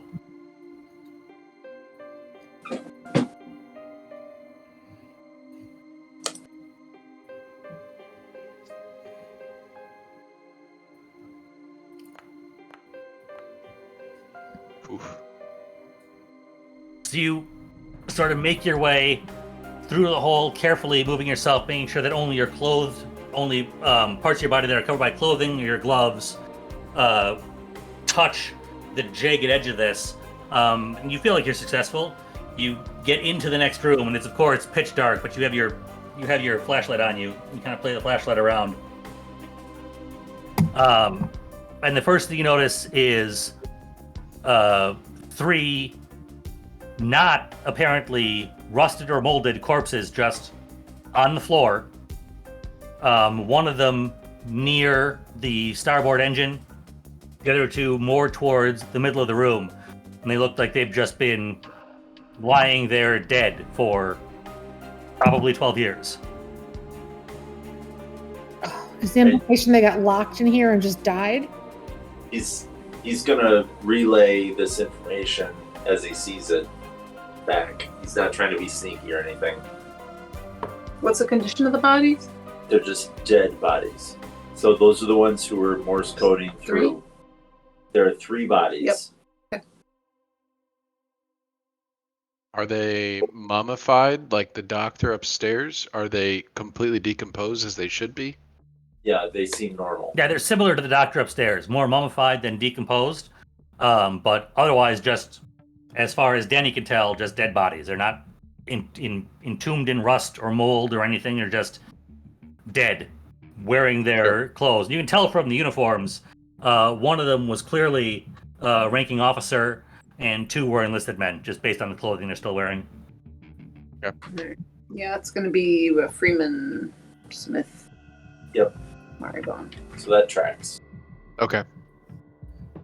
Are we all going in? The doctor will look around at the rest of I the group. mean, let me do a little more look around. I mean, I'm going to want to go look at the engines. All right, so with just a bit of a look around, kind of turning back the way you came in, you can see painted on the wall. You don't know using what for paint, but painted on the wall, you see one word in all caps, Phthalek, which I will put in the chat in Foundry. That doesn't sound good. That sounds like a normal name or something. It's probably someone's grandma. Common last name. Yeah. It's an anagram for kittens. Are you relaying this? Are you relaying this Yeah. information back to us? Yeah. So he'll say, "There's a word painted on the wall here." He'll spell it out. I'm gonna look at Adele and see if she has any knowledge of coming across this name in her occult research. Or yours. You can roll Cthulhu Mythos if you want. Oh, It did. Your occult does not tell you anything. This is not, you have not run across this in your various occult activities. Cthulhu. You can roll Mythos if you want. And so can, yeah, any of you can roll Cthulhu Mythos. Ugh. But noise. damn.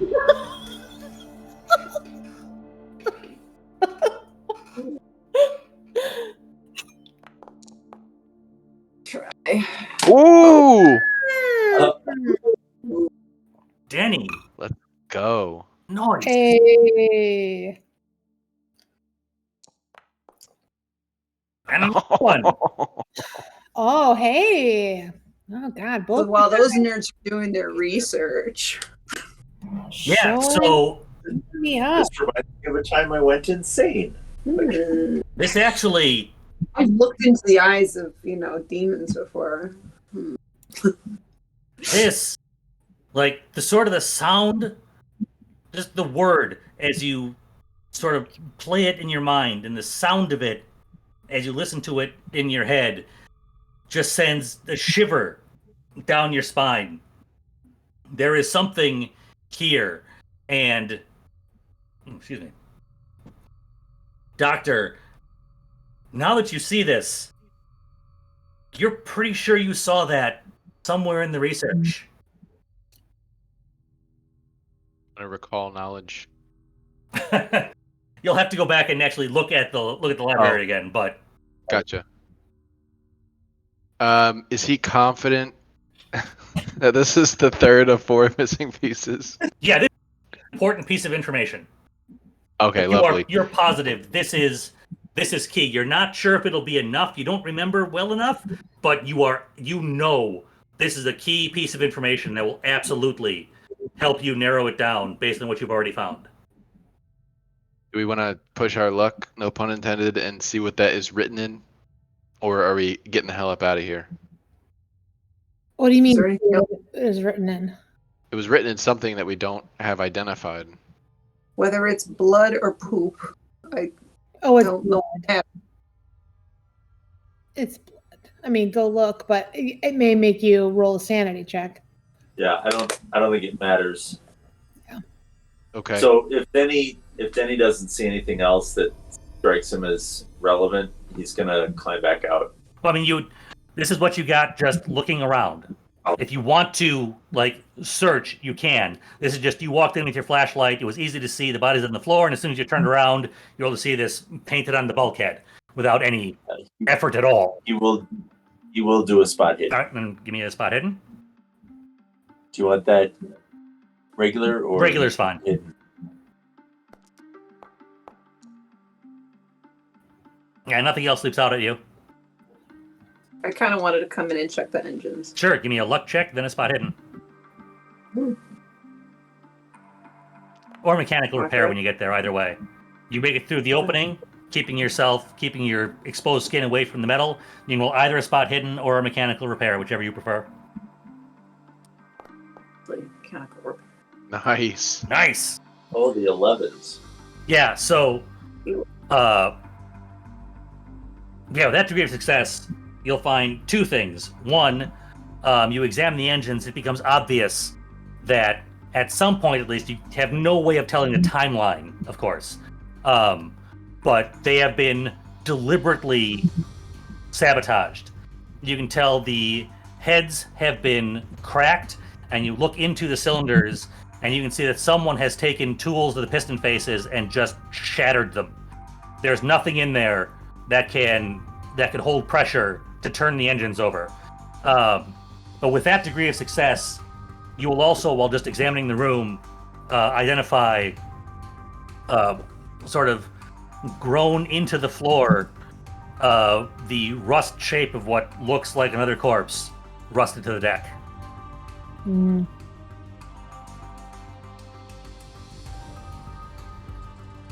Do we need to look at any corpses? It's going to be a skeleton with rust over it. Yeah, I haven't touched it. Okay. more the same. If the doctor wants to satisfy his curiosity with it, that's fine. I just wanted to see the engines. The report that we read was that only 3 came in, correct?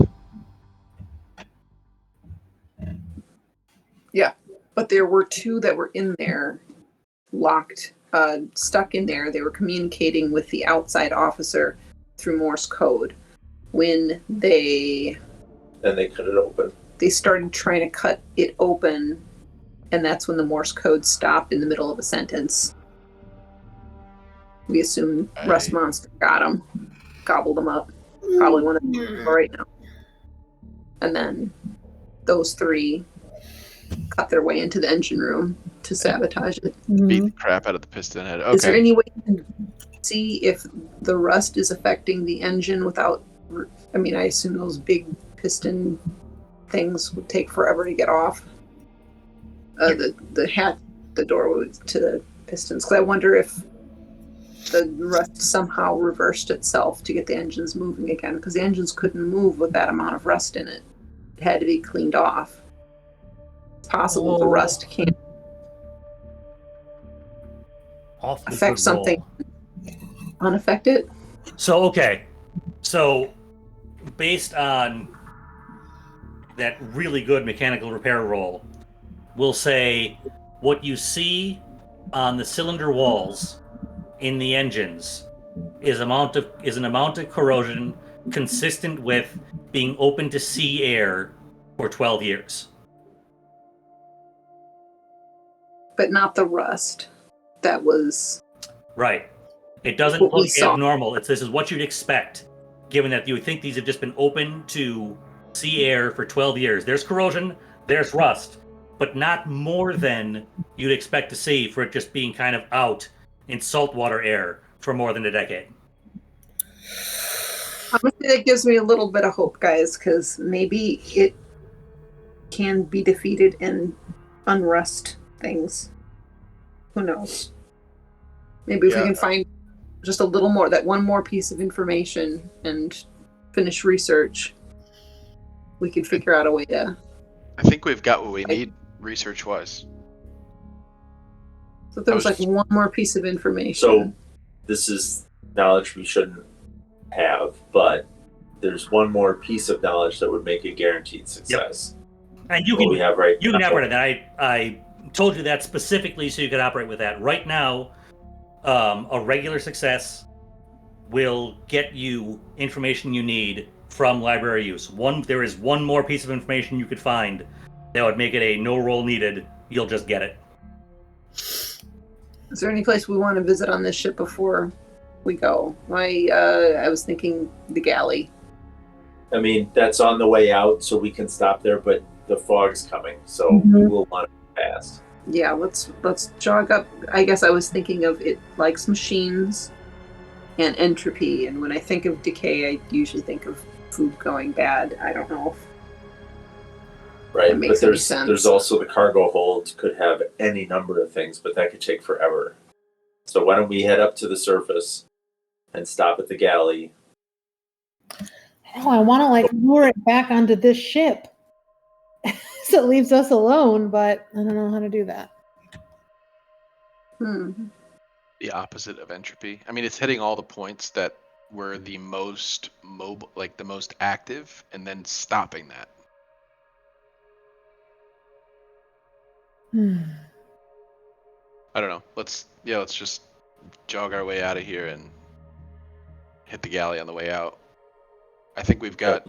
I'm like fairly confident that. I mean, I've got a 70 library. I think that'll be a relatively. Or we can get over and beat the fog. I mean, The fog is really big. Yeah, the fog is a problem. Yeah, let's hurry. let's forget it's fine. We don't have to do the galley. It's just because we haven't been there. That was the only reason. My playing Diablo 2 mind. Sure. Like, gotta clear the level. Clear the map, Clear right? the map. I'm scared we're gonna get lost here and stuck. Yeah. It makes me nervous being over here. Yeah, let's go. Let's see if we can finish the doctor's research and see if we can get an answer. All right. On big money library use. So you begin to head back. Everyone, give me a spot hidden roll. Spot hidden. Here comes the face, baby. Wow, 99. It's not a bad place for that to happen. Unless Right. everybody else fails their spot hidden. Golly. Yikes! All right, Can I push my spot hidden? sure. Think of a bad thing that would happen. Come on, baby. 74. That'll not do goddamn. So the good news is, failing on a push means you're going to see it anyway. Oh god. So as you are hustling back up toward the deck, you cross an intersecting hallway, and Doctor, you look down that hallway, and in the dimness,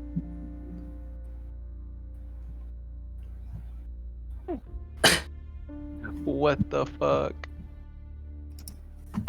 first off, give me a sanity check. Sweet Jesus. Oh, now you roll good, you bastard.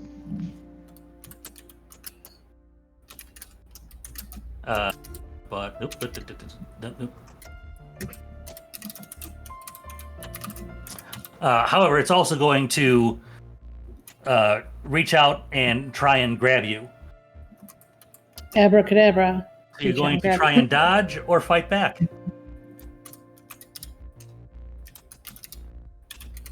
Dodge, I can match. Fight back, I have to beat. Yep. Dodge. All right.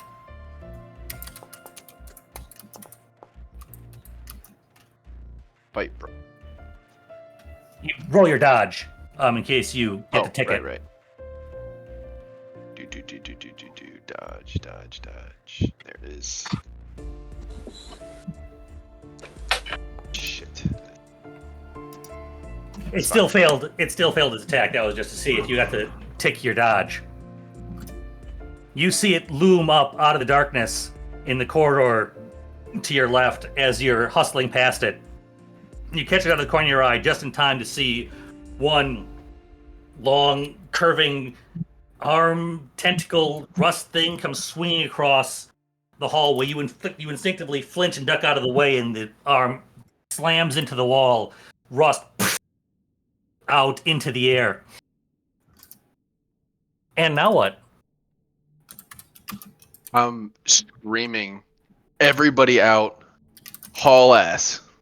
And I probably even like bounced up against the wall and fell to a knee, and I'm like Scooby-Dooing my shoes to get myself up and out. All right, so you begin just booking back towards the deck. What is everyone else doing? Denny is going to try to get the doctor ahead of him. All right. So far, the doctor is the only one who's seen it. You've just seen him come from the hallway, shout, haul ass, go down to one knee, scramble up, and start booking. The rest of you don't actually know what's going on right now. Did we hear a slam? You would have heard the thud. Yep. Okay. Trust the doctor. I'm running after him. Yeah, but Denny wants the doctor ahead of him because Denny's the one with the book learning. No, the doctor's the one with the book learning. That's what I meant. I'm sorry. Denny is trying to You're doing it now. Denny is trying to get the doctor ahead of him because he's the only one who can do the research. Well, no. Denny may have tons of rust in his lungs. Rob's got a new character he's building. I'm thinking. Sacrifice yourself. Not giving up hope. No tabaxi in I'm this not. game. Yeah, I'm not. Can't play that one. I'm not going down with this ship, but we really need the doctor. But all right. Oops. That's not. If everybody's running and we're all running and everybody's running still, I'm gonna yell monster really loud and continue to run. All right. So, Adele, what are you doing? Running. All right. So Lois and the doctor and Adele take off down the hallway. Denny, you are bringing up the rear, which means you will get to see that thing come lumbering out of the hallway and pivot and face you. But you get to act before it does. Right. So I am also going to be running as fast as I can, but I just want to make sure I'm positioned last. So I don't know if there's a role for that or what you would prefer. I mean, if you wanted to, basically at this point, you get to take your turn before it does. And if your turn is just head down the hallway, by all means. Yeah, I'm going to be heading down the hallway, running as fast as I can. All right.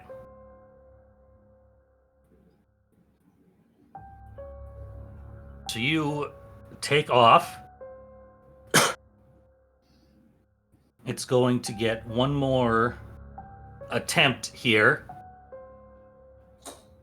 So you see behind you, it attempts to lash out at you. You want to fight back or dodge? Dodge, for sure. All right, then roll your dodge.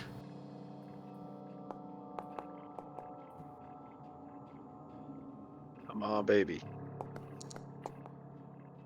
Poof. Nice. So it sort of lumbers forward, and you hear the thud into the deck, and the thud into the deck as it hauls its rust limbs and follows you in one arm, unfurls out after you. You hear it more than anything else, and you throw yourself to one side, bouncing up against the bulkhead as an arm comes down through the space you were just in and slaps into the deck. You hear the wood of the deck crack a little bit, and you see a of rust come up off the tentacle as you continue fleeing. It is not effectively capable of catching up to you. So you all make it down the corridor and up the stairs onto the deck, leaving it behind. So who wants to check out the galley? I'm not stopping at the deck. I'm crossing the plank. Yep.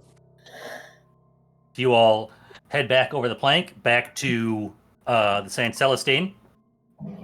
Okay, then he's going to start yelling at anyone who works on this ship to disconnect the two ships. We can't have this galley, or not galley. What is the word that's like galley for the Gangplank? Gangplank. Like, we got to get this gangplank disappeared. That doesn't matter.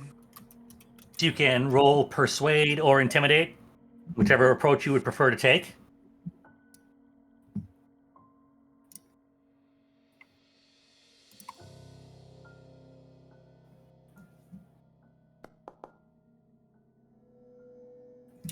You're shouting.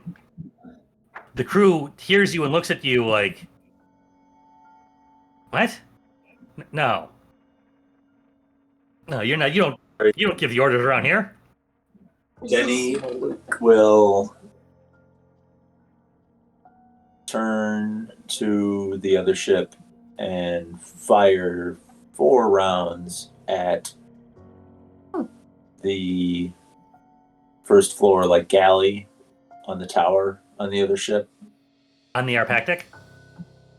Yeah. Okay. And then he's just going to turn and run into the tower. Like, that's all the message that I intend to share. Aren't we at this going point. below decks to do research? Yeah, but I think is that where the down is? Okay, there are multiple ways to get down. You can get down through the conning tower. You can get down through some of the hatches on the deck. There are several different ways to get below decks from the top. Yeah, so Denny will make it very clear that he wants this gangplank removed. He'll then fire at the tower and then skedaddle below decks and let them decide how important it is to get that thing disconnected. You shout at people to disengage the gangplank. They look by degrees confused, shading towards the fuck. You level your firearm, crack, crack, crack, crack, back towards the tower at the Arpactic, causing everyone nearby to basically hit the deck. Like, suddenly gunfire. They may not be military men, but they are by and large smart enough to get down when they hear gunfire, and then continue following the rest of the group to get down into the hold. You're not certain what else happens on deck after you leave, obviously. Yeah, the hope is that they at least look to see what I was shooting at and know that I wanted the gangplank disconnected. Sure. That's as good as it gets. So you all make your way down to back to your crates of material, and just try and do your research. Yeah, I'm gonna beeline to the piece of literature that I remember seeing something about the word that we saw. All right, give me library use with a bonus die based on your mythos roll. Nice. Oh. Excellent. That is exactly what you needed. You find. Well, let me drag it over and I'll show you. See if I can show you, because sometimes this works and sometimes it does not.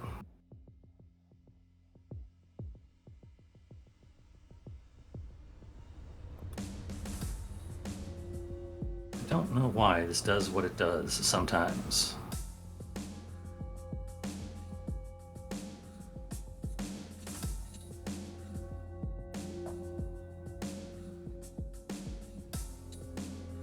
Oh, wait. I get it. Hang on.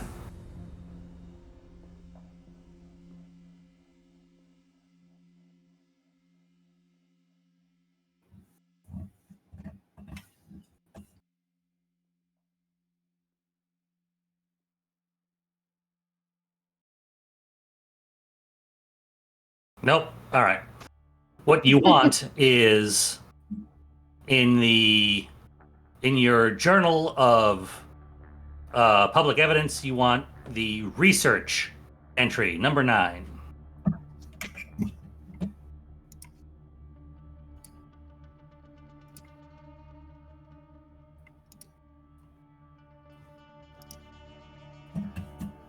Oops.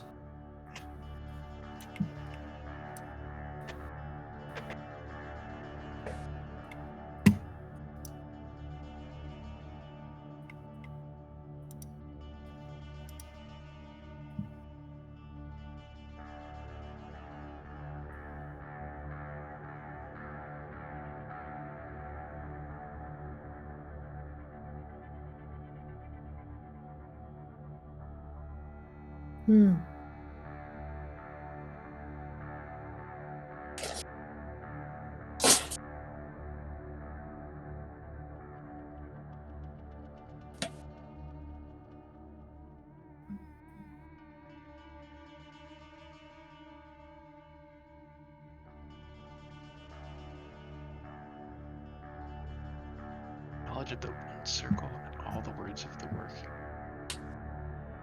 Circle.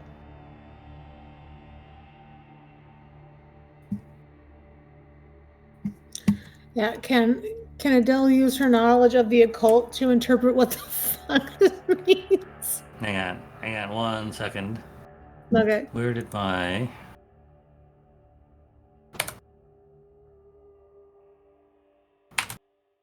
This looks like a spell, right? Yeah. Also, does this reference Talek or whatever that word was? Yeah. It's about banishing. There's Catholic. the word Zalek. Oh, I see, yeah. And it was supposed to be... Sands will blow across Talek's wake. Thanks for your pain.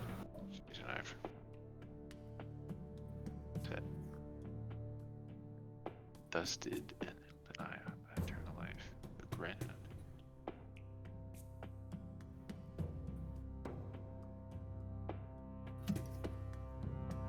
Three sacred stones.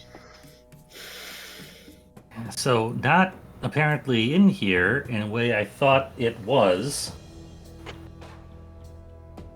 is now a thing I can't find. 1 second while I try and find it. Otherwise, I will just tell you what it is. But it's neater if I find the document that I had. What the hell did I do with it? No, but seriously.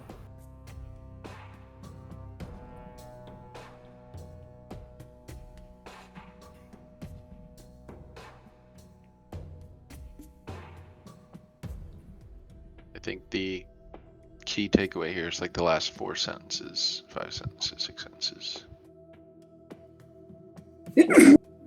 Two.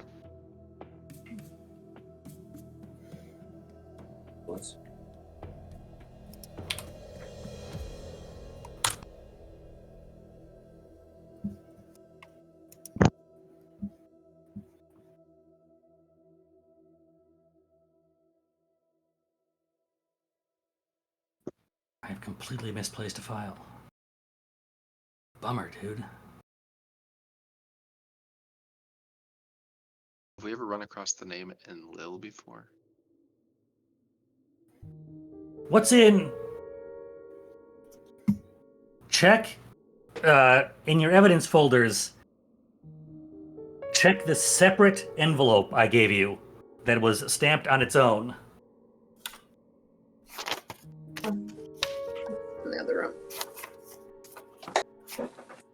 There's too many wires that way. Can you pull that way? Thank you.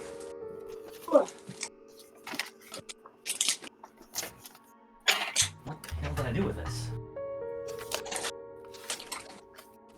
It's also 11:16, so if we want to find it next time, I don't know much. Yeah, that would also... I have one labeled late. Yes, that for you, The that'll one that be was it. the one that was addressed? Yes. I have lost track of a number of things since last we played. And I apologize to everyone for my lack of organization. That's it. That's also in the journal, or in what you find there. I don't know why I don't have that as a document. Yep.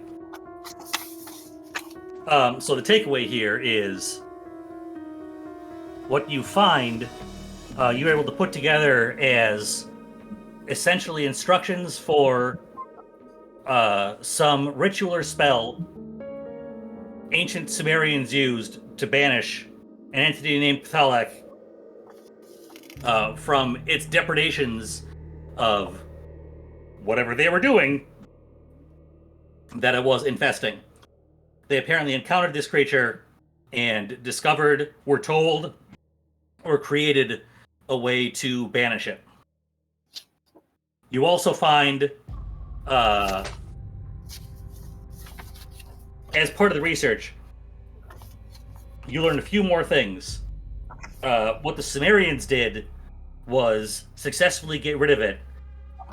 They banished it to the heavens, which you take to mean space, just above the atmosphere, from which is apparently managed to return somehow.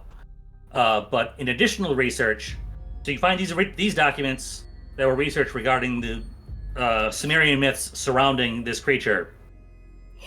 You find additional research indicating that there may be a way to banish it from our reality entirely, but that will require something that is referred to as an elder sign.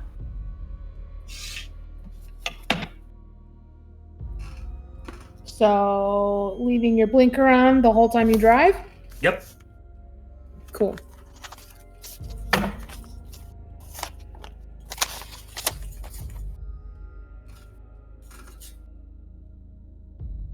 Elder sign. Which anybody who would like to can roll Cthulhu Mythos to see if that means anything to them.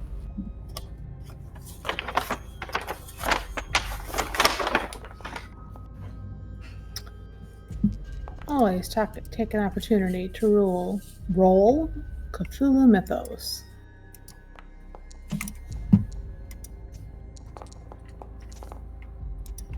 Nope. Oh, and Doctor and Denny, I also need you to make sanity checks, having seen the Rust Avatar. Ouch. All right, so Denny, you lose nothing. Doctor, you lose 1d6 sanity. So go ahead and roll the d6. I think Doctor. I think Denny loses. Oh, Denny, right, sorry, Denny, you lose. I got the roles reversed. Doctor, you're fine. Denny, you lose 1d6 sanity. Ooh.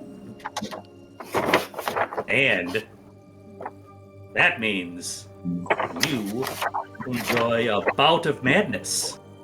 Ooh. Makes me shoot 5 rounds at another boat. You have your gun out. Guns out, sun's out. Oh no. Bogs out, guns out. Is that the Dogs out, dogs out. Yep. I need... Is that modified by pulp in any way? Let's see. Yeah, 5 points in one shot is the threshold for sanity.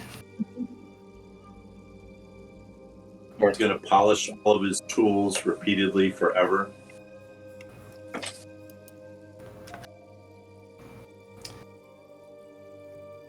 Yeah, so you suffer a mental break. You don't really know what's going on right now. You don't remember anything after getting on this boat. But also roll 1d20.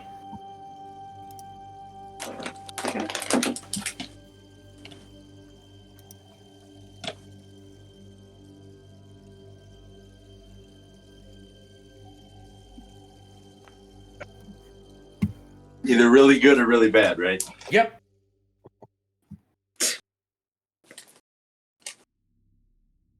We'll all find out together.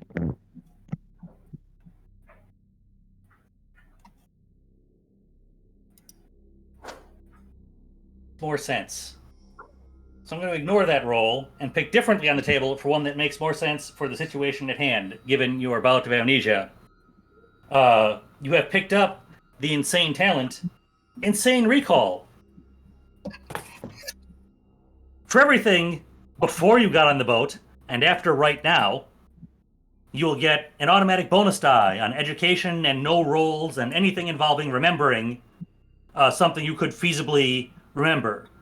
But if you fail, you lose a point of sanity. Whoop. Ah, okay. I should know this. I should know this. Yep. Is there a thing I should click or type? Yeah, note down somewhere you have Insane Recall. I'll figure out how to get it on your sheet at some point, not right now. But you have picked up an insanity talent. Can we call it total recall? We cannot. Can be here. Also, I don't remember if I put all the insane talents in the system yet.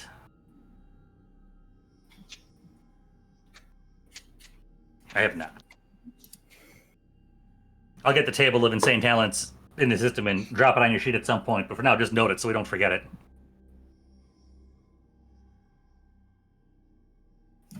And that, I will note, is now a permanent feature of your character. The amnesia will not last forever. That will. Oh, reminds me of the time I saw a rust monster on a boat. Which Yes. you don't remember anymore. You have uncovered a ritual you can perform that will, theoretically, upon success, banish the basic creature that is causing this. And you pick up some more information about it. You gather that this entity is not itself corporeal. It has to exert its influence by taking over machines or materials. It has an affinity towards decay and entropy. And due to its affinity to machines, that explains its desire to get to the mainland and get at machines. Because who knows what it would be able to do with the amount of machinery available in what is to you the modern world, that it can apparently just take over and then do things with. You gather that the beast you and Denny saw was an extension of it, but not the thing itself. It can create physical avatars given sufficient material that fits sort of its milieu. In this case, rust. There's plenty of rust to go around on the Arpactic. It was able to just synthesize a creature out of it that then attacked the two of you. As the St. Celestine becomes more and more corroded, you're not positive at what point there will be enough for it to start creating avatars here.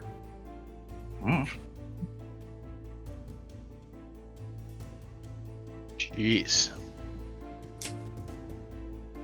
So, Del, you feel up to any magic spellcasting? You need to study this. I can't do any library stuff until tomorrow. You can study this. You can't make a library research roll, but this has already been extracted from the body of knowledge.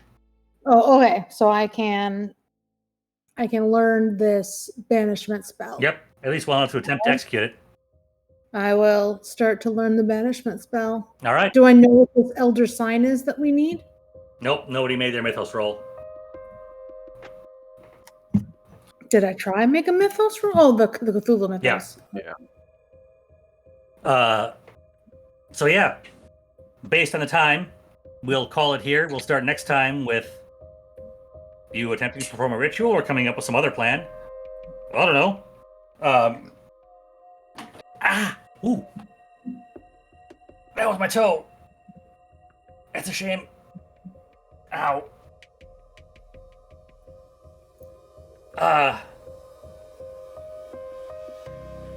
Yeah. Ow. Okay. It really stings. Yeah, so as we were talking about earlier, we're going to hit the Bristol Ren Fair next weekend, but I am planning to leave here early enough to get to our hotel early enough to run a game Friday night. I am planning on it being Cthulhu again, because that involves me carrying less stuff with me and it's easier for me to set up in a hotel room. So that is the current plan. Do the best I can. I reserve the right to beg off if need be, if the hotel internet or the device I have on hand or anything else is too shitty for me to press on with. But that is the plan, and I will keep everyone updated, as we go. I don't know what your plans are for travel to and from the Ren Fair. So, if you can't make it, let me know, and then, Yeah, we're planning on making it. We can just coordinate times and try and get there around the same time. All right. Cool. Yeah. It's- so I assume you long enough- all try and pile into the same vehicle.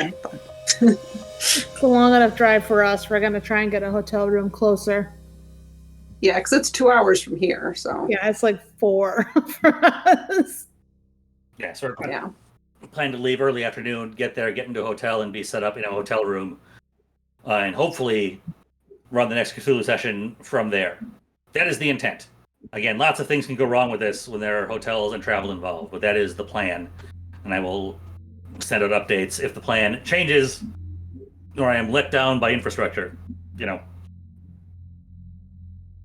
Yeah, this is less computer demanding stuff. It's so much more theater to the mind. Yep. There's roles, but we can make it work, even for a little low tech. If you feel like it, if you've been traveling and you don't feel like it. I really hope to. But yeah, to whatever extent there isn't a computer available, just bring dice and paper and we'll make it all work. Like, this is all totally doable. As long as I have access to my server, because that's where all my information is and I want it, we can do this in a fairly straightforward fashion as long as we get on Discord. So have a way to be on Discord and we should be fine. Are you guys getting a hotel like near Bristol? Yeah. That's the hope. What's even over there? Arlington Heights. Okay. We'll find out. Haven't actually You'll be looked yet. there early. Oh no. Jake, if you want to fly out to Illinois, we could run this in person. You know, just saying. I saw that Frontier had a